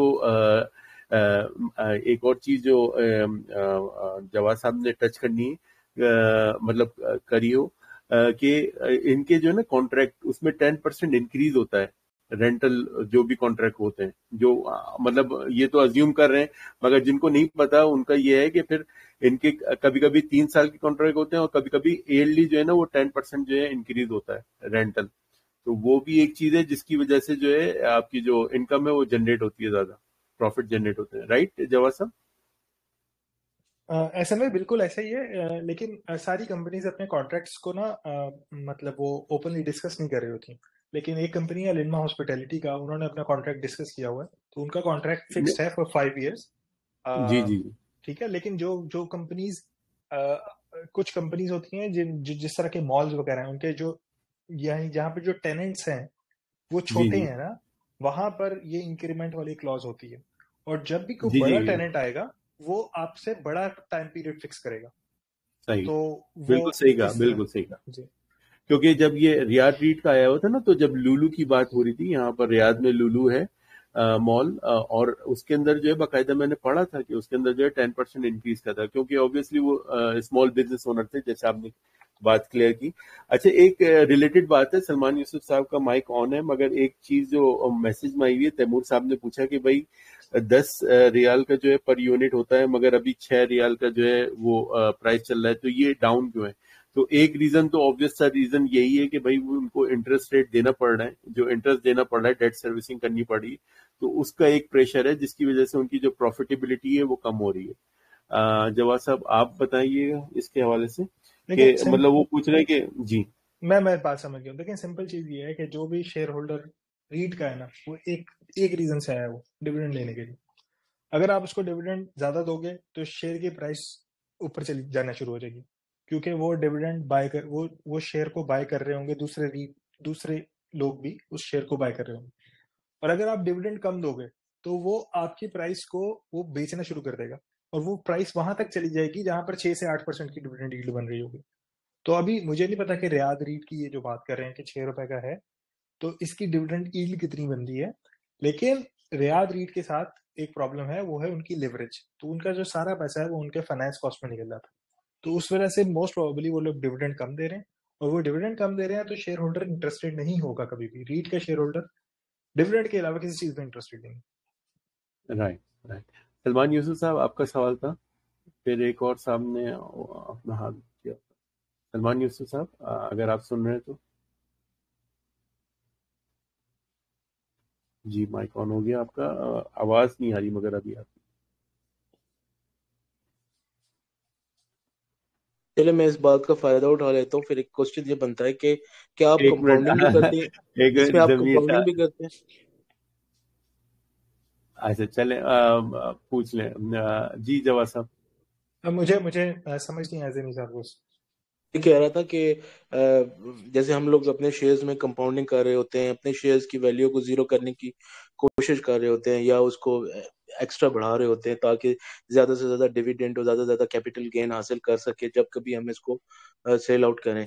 तो क्या आप इसमें रिट में आप कंपाउंडिंग भी करते हैं, यानी अपनी जो अर्निंग होती है वो वापस उसमें डाल के उसको इंक्रीज कर रहे होते हैं ताकि उसका वॉल्यूम और उसकी मोमेंटम बढ़ जाए? देखो जमील भाई, ये तो देखे ना, ये तो प्योरली इन्वेस्टमेंट का कॉन्सेप्ट ही है कंपाउंडिंग में, कि आपको मतलब आप अगर उसी कंपनी के ज्यादा शेयर्स बाय करेंगे, लेट्स से कि डिविडेंड आ गया आपको, आपके पास 2000 रियाल का डिविडेंड गिरा है, और आपने ये डिसाइड किया कि यार ये वाला रीट जो मेरा पास था XYZ, ये भी अच्छी वैल्यूएशन के ऊपर पड़ा हुआ है, अभी भी मुझे 7% की यील्ड दे रहा है और इसका FFO भी अच्छा है, तो वाई मतलब मैं इसको और बाय कर लूँ। तो अब आपने 2000 रियाल से 200 यूनिट या वट एवर 210-20 यूनिट आपने और बाय कर ली, तो अगली दफा आपको ज्यादा डिविडेंड मिलेगा। जब वो 6 महीने बाद डिविडेंड पे करेगा। तो ये तो जैसे आप बिल्कुल किसी दूसरी कंपनी में करते हैं, आप वैसे ही इस पे करें। मतलब पर्सनल चॉइस है। अगर आपको, हर बंदे की नीड्स डिफरेंट है। अगर आपको पैसे यूज करने हैं तो आप यूज करेंगे, और अगर आपने यूज नहीं करना तो फिर आप क्या करेंगे उसका? फिर आप री इन्वेस्ट कर देंगे। सही। सलमान यूसुफ साहब, आपका सवाल है?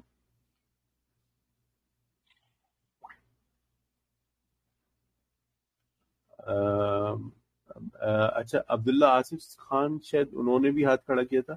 मैंने माइक ऑन किया हुआ उनका भी। किसी की आवाज तो आ रही है। सलमान यूसुफ साहब,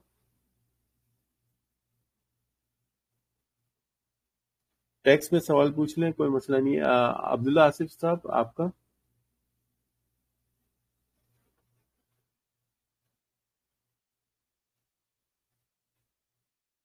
अच्छा, और किसी का सवाल है तो पूछ ले, वरना फिर हम सेशन कंक्लूड कर लेते हैं।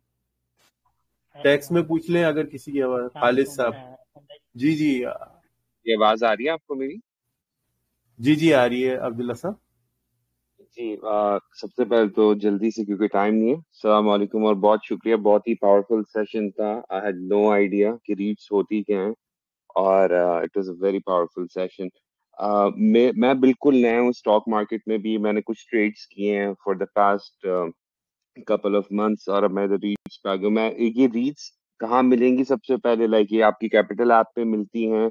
How to find them and how to invest? ये एक बेसिक सा सवाल है। और दूसरी चीज ये है कि डिविडेंड्स तो क्लियर है। जब आपको अगर कैश आउट करना होता है, आपको पुल बैक करना होता है, तो can you sell it on the same price जितना आपने इन्वेस्ट किया होता है, या how how does it work in REIT में? कैसे ये चलता है, होता है? एहसन भाई, आप ही आंसर कर दो। सॉरी, मैं कहीं और कंसंट्रेट कर रहा था, अच्छा, मतलब नहीं नहीं, क्वेश्चन को मैं जवाब लेट मी आंसर, जी लेट जी मी आंसर। जी तो जी आसिफ भाई, जी जी जी आसिफ भाई, ऐसा है कि ये बिल्कुल आपको स्टॉक मार्केट से मिल जाएगी। जो जो जहाँ जिस भी ब्रोकर के साथ आपका अकाउंट है, उसी ब्रोकर के साथ आपको ये रीड भी मिल जाएगी। और इसका जो भी यूनिट नंबर है, आप तासी के ऊपर आप देखेंगे तो वहाँ पे आपको मिल जाएगा। तो yes, buy and sell, buy तो आप इस तरह कर सकते हो।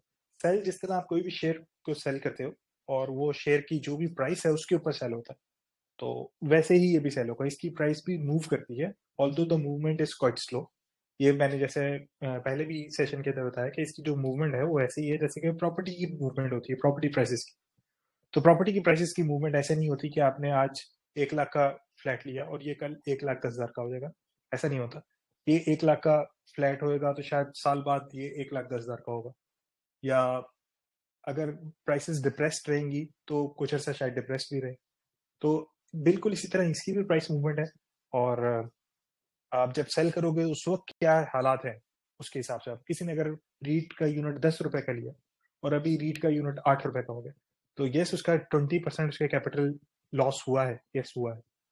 लेकिन जब वो क्यों हुआ है, वो इस वजह से हुआ कि जब उसने 10 रुपए का रीट का यूनिट लिया था, उस वक्त इंटरेस्ट रेट्स जो थे वो 2 से 3% थे, और अभी इंटरेस्ट रेट्स 8% पे चले गए।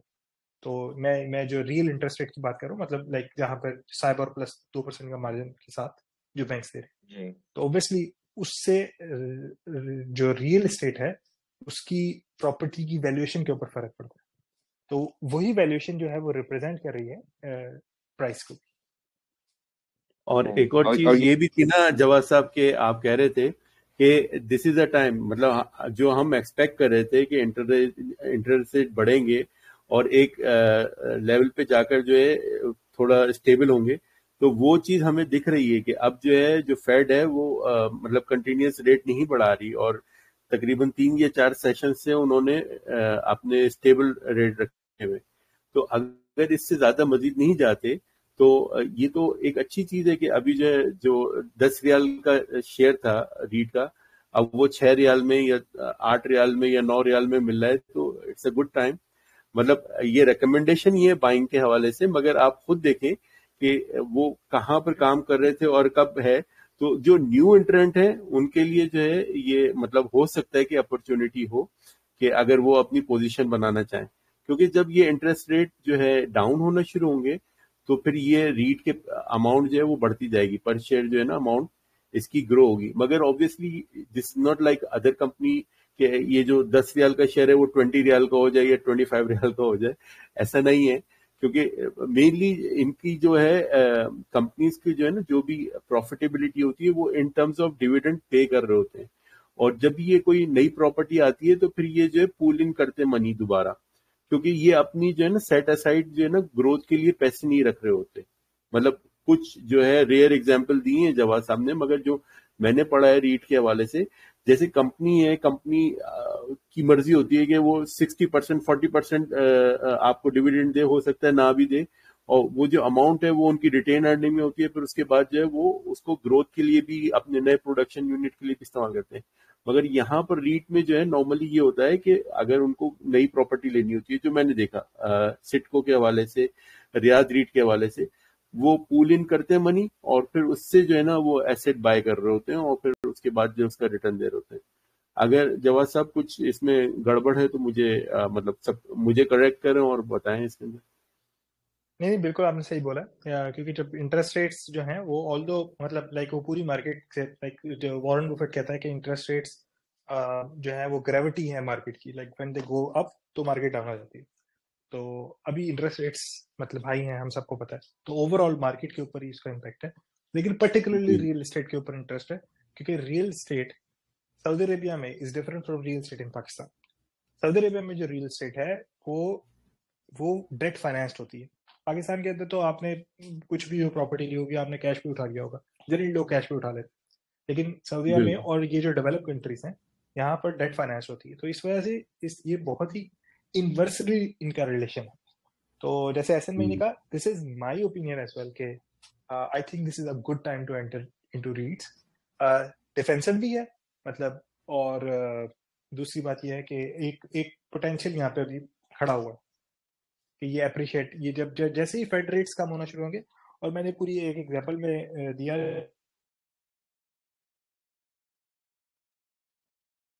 आपकी आवाज लूज हो गई। जब फेड की एक्सपेक्टेशन आती है ना कि रेट्स कट डाउन होने लगे, जैसे ही एक्सपेक्टेशन होती है तो साथ ही रीट्स की प्राइसेस बढ़ना शुरू हो जाती है, और जब वो रेट नहीं कट किया उसने तो रीट्स में वापस आ गए। तो ये इसका इन्वर्स रिलेशन। सही। जल्दी से मैं बता दूं, देखें अगर आप नए हैं, मैं सबके लिए बताना चाह रहा हूं, तो saudiexchange.sa की वेबसाइट पे जाएंगे, अवर मार्केट में जाएंगे, यहाँ पर रीट्स पे क्लिक करेंगे तो ये आपको पूरी रीट्स की जो है लिस्ट मिल जाएगी। और इसके जो है कोड देखने के लिए आप सिंपल जो है किसी भी रीट के ऊपर क्लिक करें, जैसे बुनियान रीट की बात हुई थी तो बुनियान रीट के ऊपर आपने क्लिक किया तो यहाँ पर आपको जो है इसका कोड मिल गया 4347। जैसे आप नॉर्मल स्टॉक बाय करते हैं इसी तरह से जो है ये आप कोड डालेंगे और इसको आप जो भी रेट चल रहा होगा उसके ऊपर बाय कर लेंगे। और जो बात हुई थी रिपोर्ट्स के हवाले से, क्विकली मैं बता रहा हूँ कि यहाँ पर आपका जो स्टेटमेंट्स है इसके अंदर जो है आपको जो है जो भी इसकी risk assessment report, annual report, valuation report, ये सारी रिपोर्ट्स मिल जाएंगी। तो ये चीज जो है हमने प्रैक्टिकली भी आपको कवर करके दे दी है। मेरे पास जो है खालिद साहब ने जो है रिक्वेस्ट की थी, मैंने उनका माइक ऑन किया है, अगर वो नहीं है तो फिर मैं अस्सलाम वालेकुम। वालेकुम सलाम जी खालिद साहब। जी सबसे पहले जज़ाकल्लाह खैर, आप दोनों का काफी अच्छा सेशन रहा। आपने भी आखिरी में ना मेरे सवाल का जवाब दे दिया कि ये सेम उसी तरह उसकी परफॉर्मेंस वगैरह देख सकते हैं, तो आपने बता दिया कि इस रीड के सेक्शन के अंदर जाके हम उसको देख सकते हैं, तो दैट इज फाइन। तो जो डिविडेंड का सेक्शन है, I can find the dividend, या कोई वैसी वेबसाइट है जहाँ पे बिल्कुल कंपैरिजन दिया हुआ हो? बिल्कुल बिल्कुल बिल्कुल बिल्कुल डिविडेंड का साइट पे डिविडेंड मिल जाएगा आपको, ये पूरा डिविडेंड का इंफॉर्मेशन मिल जाएगा। और मजीद चाहिए तो फिर वो बॉट्स में भी मिल जाएगा आपको, अगर कोड डालेंगे तो इंशाल्लाह। सही। और बाकी कैलेंडर में भी इसकी एंट्री मौजूद है, कैलेंडर से भी आपको मिल जाएगा।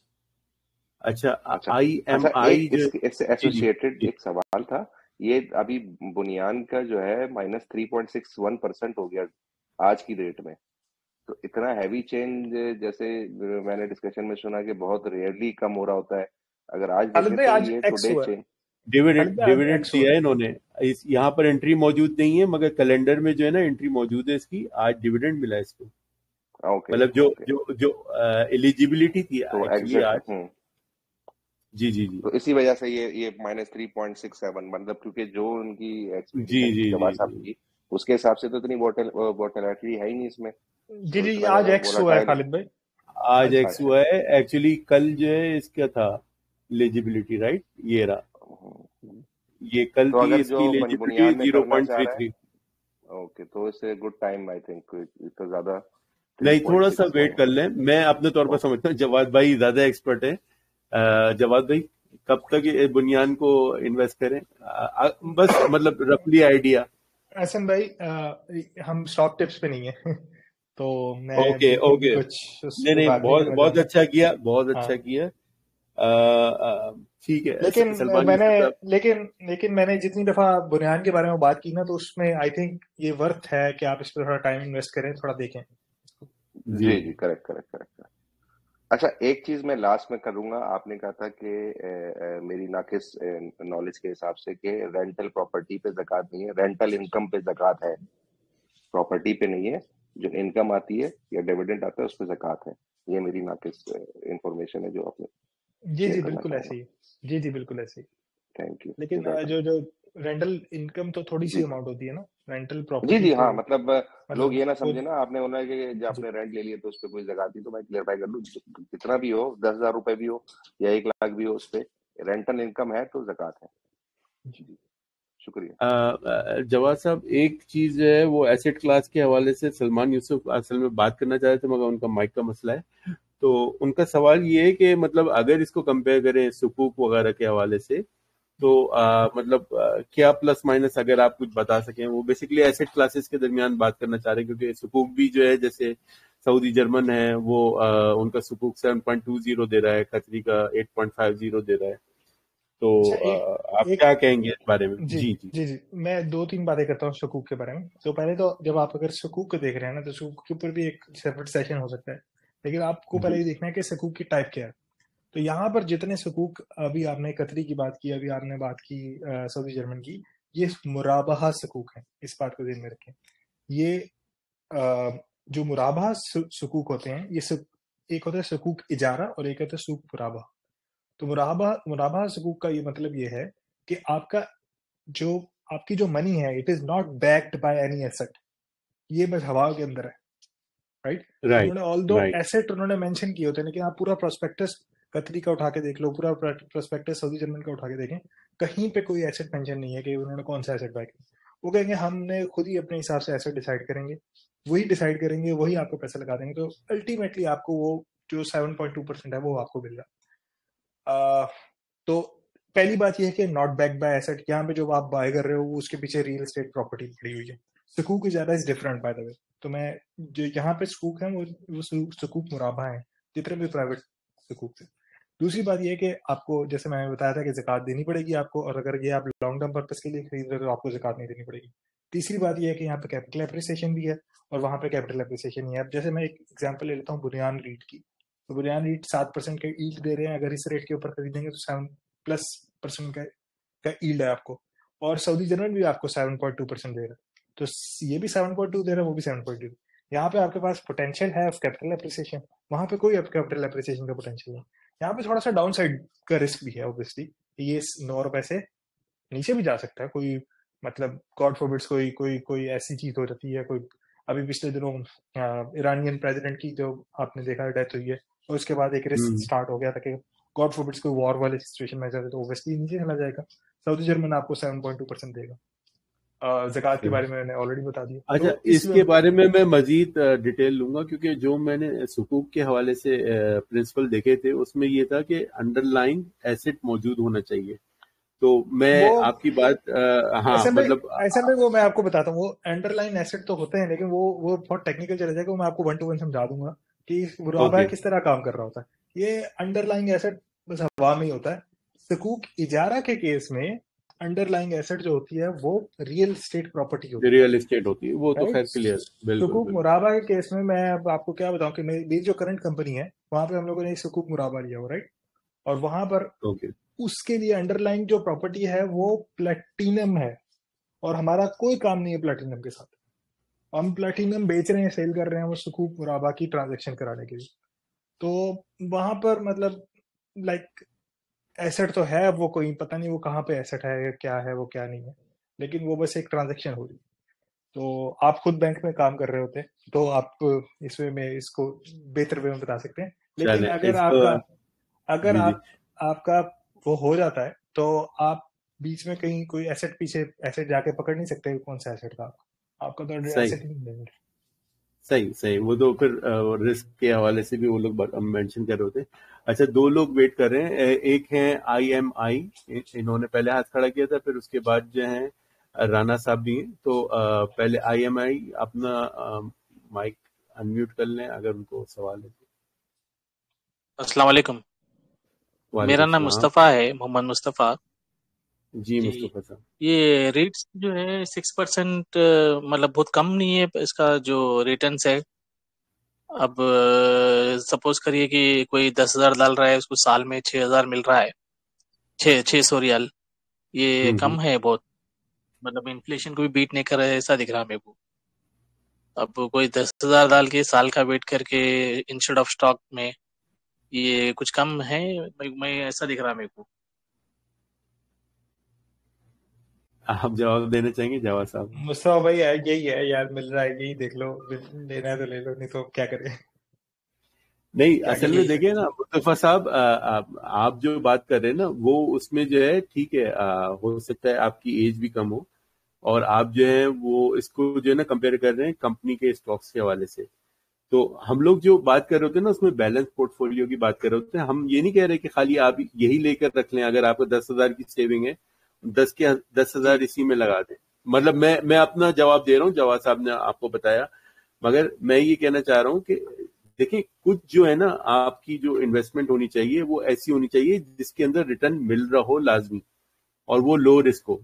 तो ये वो चीज है, ठीक है ना।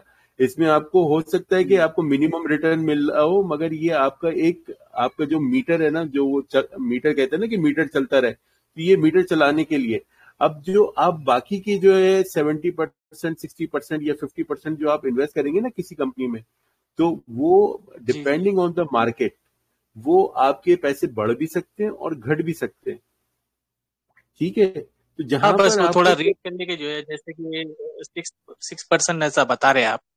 तो मेरा 10,000 में डाला, अगर मेरे को मेरा पैसा डबल करना है तो मेरे को तकरीबन 12 साल वेट करना पड़ेगा।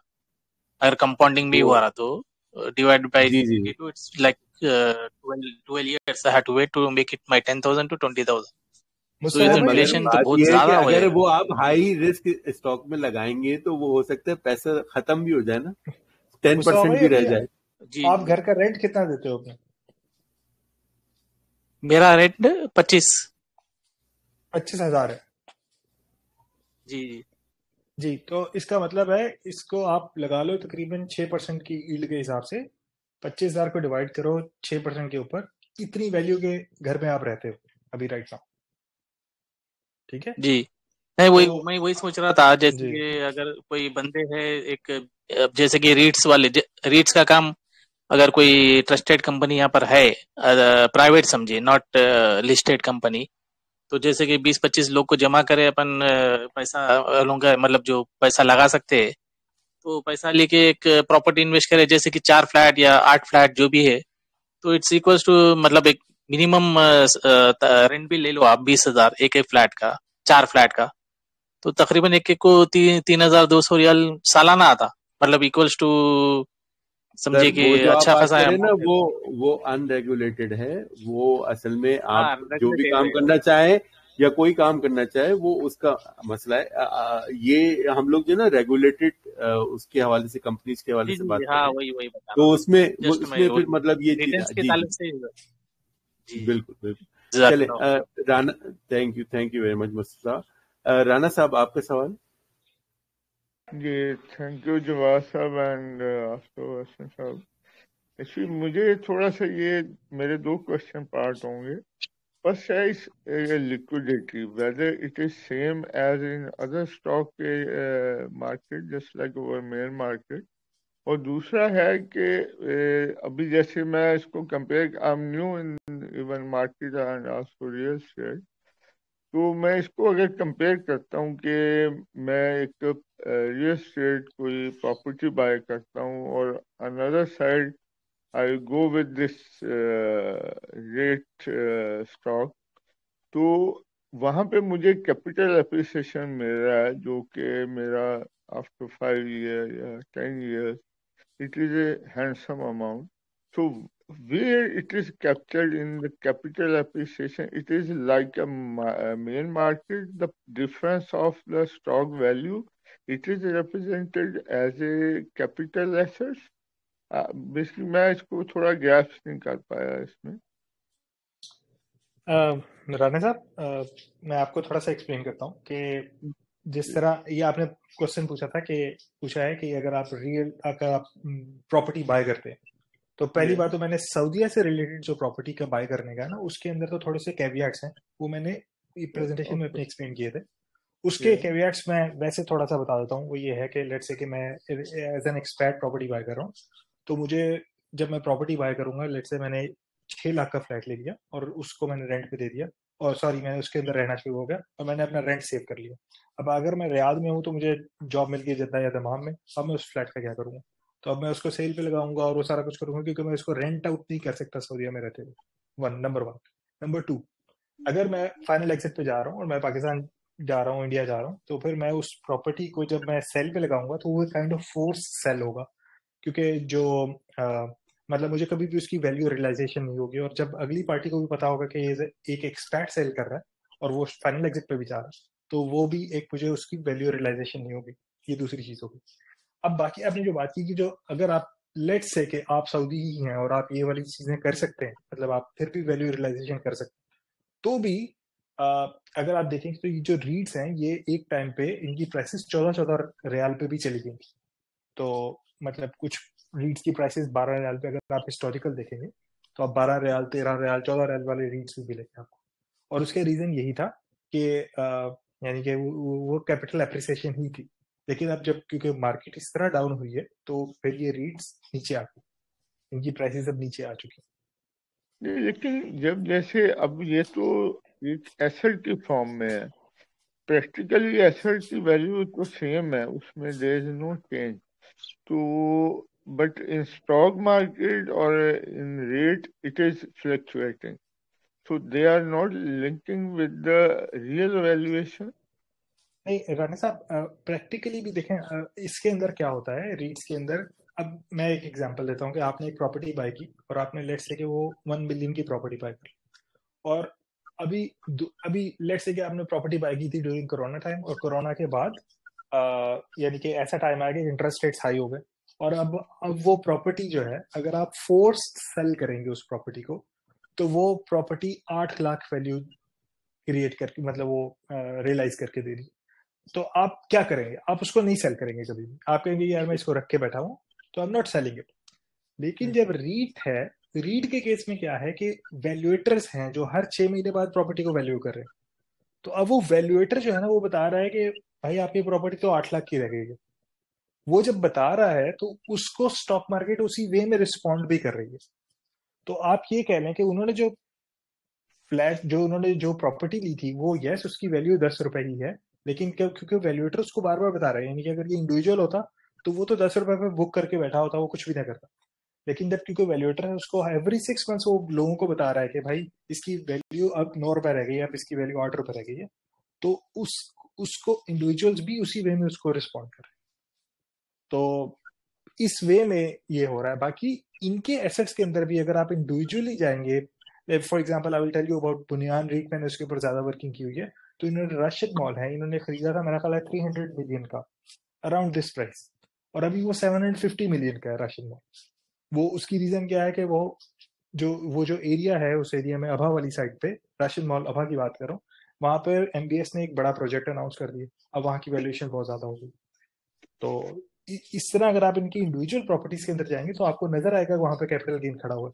ऑन द अदर हैंड कुछ ऐसी भी प्रॉपर्टीज हैं जैसे इनका जिजान के अंदर एक मैरियट होटल है, वो ऐसी प्रॉपर्टी है जो इन्होंने ले तो लिया था, लेकिन अब वो उसके अंदर काफी इंपेयरमेंट बुक हुई है, मीन्स उसकी वैल्यू जो है वो डाउन है अपने उससे।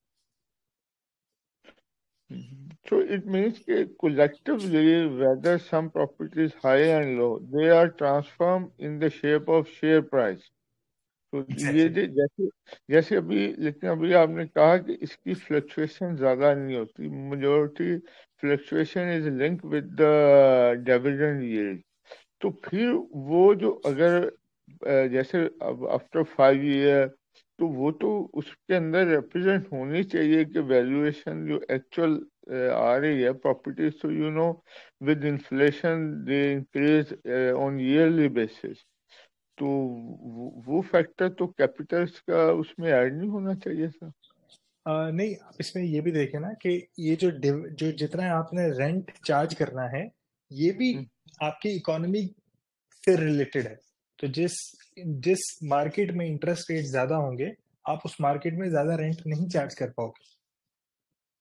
तो एक ये चीज है, मतलब लाइक क्योंकि लोगों के पास परचेजिंग पावर उतनी नहीं है जितनी परचेजिंग पावर है जब लो इंटरेस्ट रेट एनवायरमेंट है, नंबर 1। नंबर 2 कि अगर आप ये देखें कि ये जो मतलब ये इनके ऊपर एक फाइनेंस कॉस्ट भी है, हर रीट के ऊपर बारिंग 1 और 2 सबके ऊपर एक बड़ी फाइनेंस कॉस्ट भी उनको पे करनी पड़ती है ओपनिंग, क्योंकि उनकी एसेट्स जो हैं वो पूरे उससे मतलब लाइक वो पूरे इक्विटी फाइनेंस नहीं है, उसके अंदर कुछ डेट फाइनेंस भी। तो वो जो डेट फाइनेंस एसेट है जिसके ऊपर उनको जो जिस डेट के ऊपर जो उनको लोन रीपे करना होता है, वो लोन आज उनको 8% पे करना पड़ रहा है, और रेंटल यील्ड ही तकरीबन 8% है कमर्शियल प्रॉपर्टी की, 8-8.5%, जिसके अंदर से उनको एक्सपेंसेस भी अपने माइनस करने।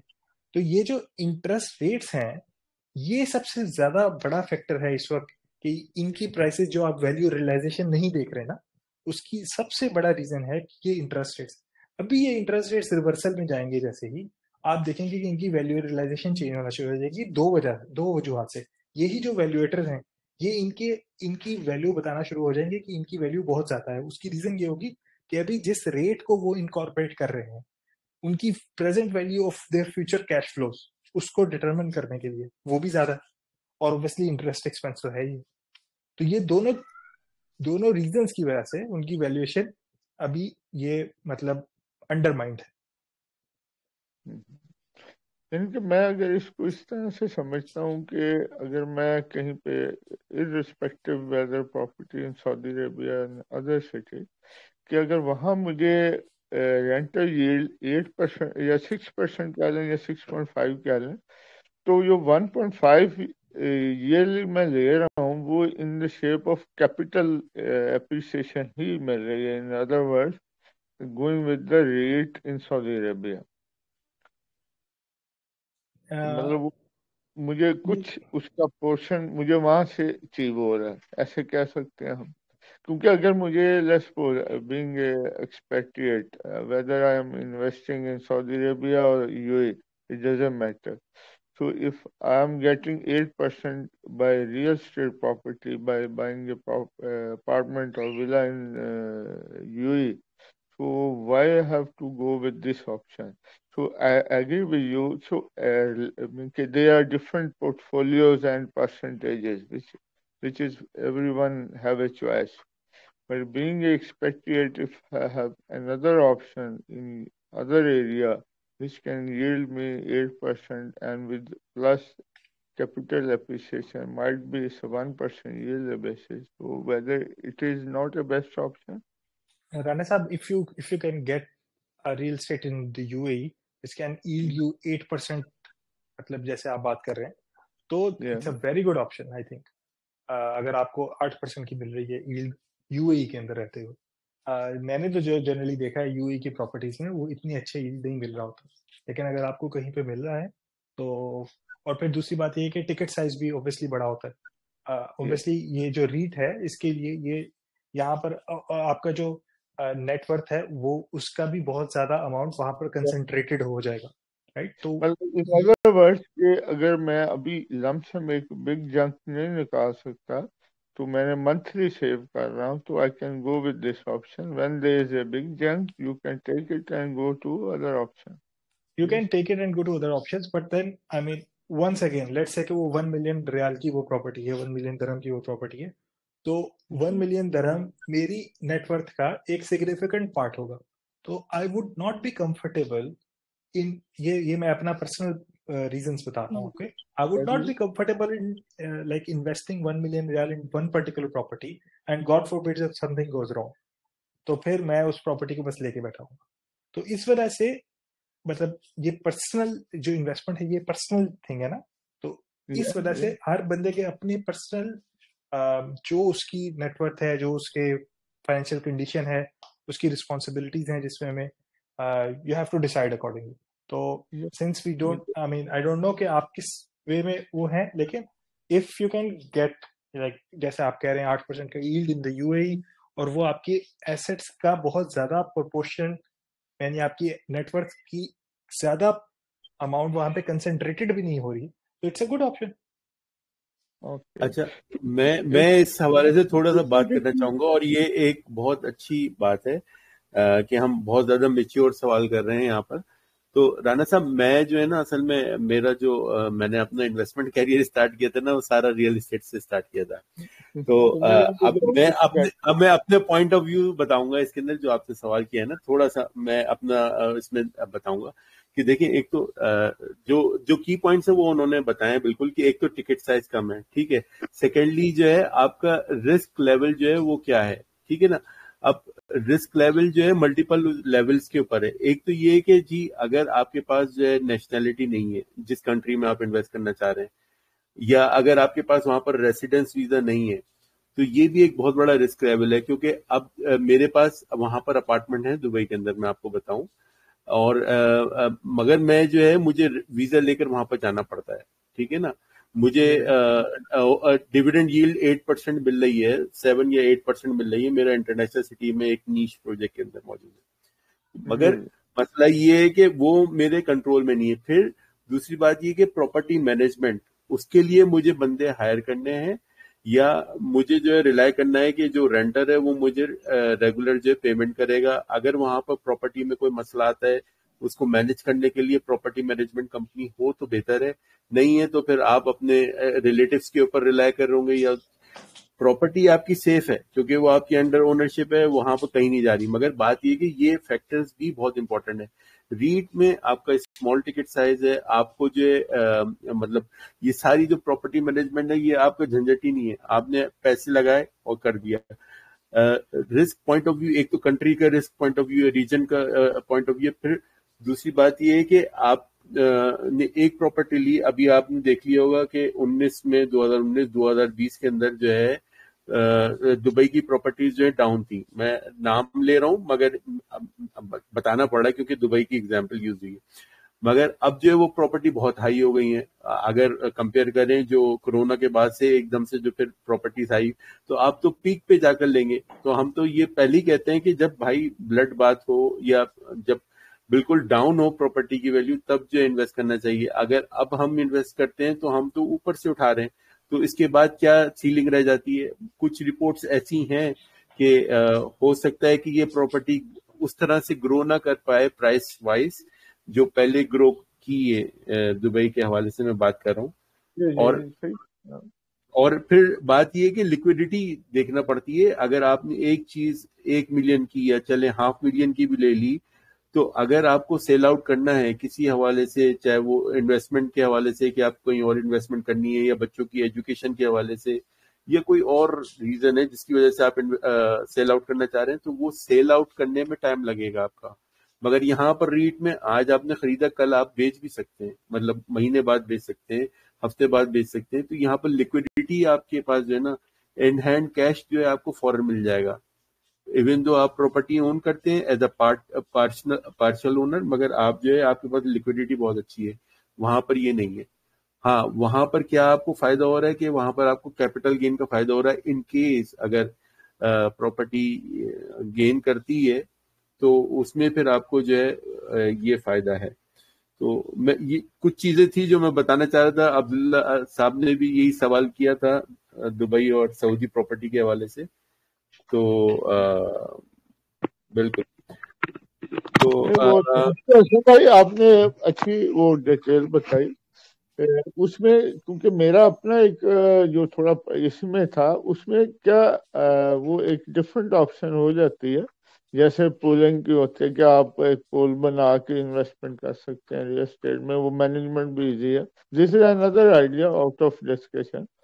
सो अभी मैं आपकी लिक्विडिटी से था कि क्या इसमें जो लिक्विडिटी है it is just like other main stock market, कि अगर मैं आज लेता हूँ जैसे भी आपने कहा कल सेल करता हूँ, तो there is no any limitation, whatever the number we can sell and exit the same way, is it?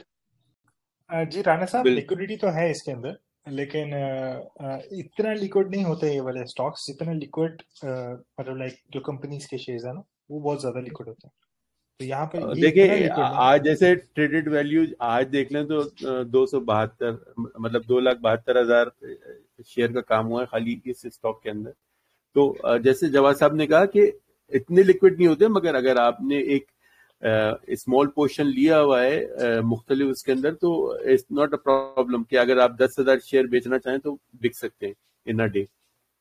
Very good, तो फिर तो ठीक है। उसमें मतलब ये बिल्कुल एक छोटी ऑप्शन के तौर पे आप इसको ले सकते हैं, और जब आपको कहीं और ऑप्शन मिलती है you can switch with other investment. या बिल्कुल thank you very much thank both of, thank you very much you all. Welcome. अब हम इंशाल्लाह सेशन कंक्लूड करते हैं। Thank you very much Jawad साहब, आज माशाल्लाह बहुत ज्यादा डिटेल में बात हुई है, और जैसे मैंने पहले भी कहा कि मास्टर क्लास आपने डिलीवर की है, और इंशाल्लाह फिर आपको जहमत देंगे सीमेंट के हवाले से। हमारी एक बैठक होनी है सीमेंट सेक्टर के अंदर, तो आपका माशाल्लाह उसमें भी बड़ा अच्छा एक्सपीरियंस है।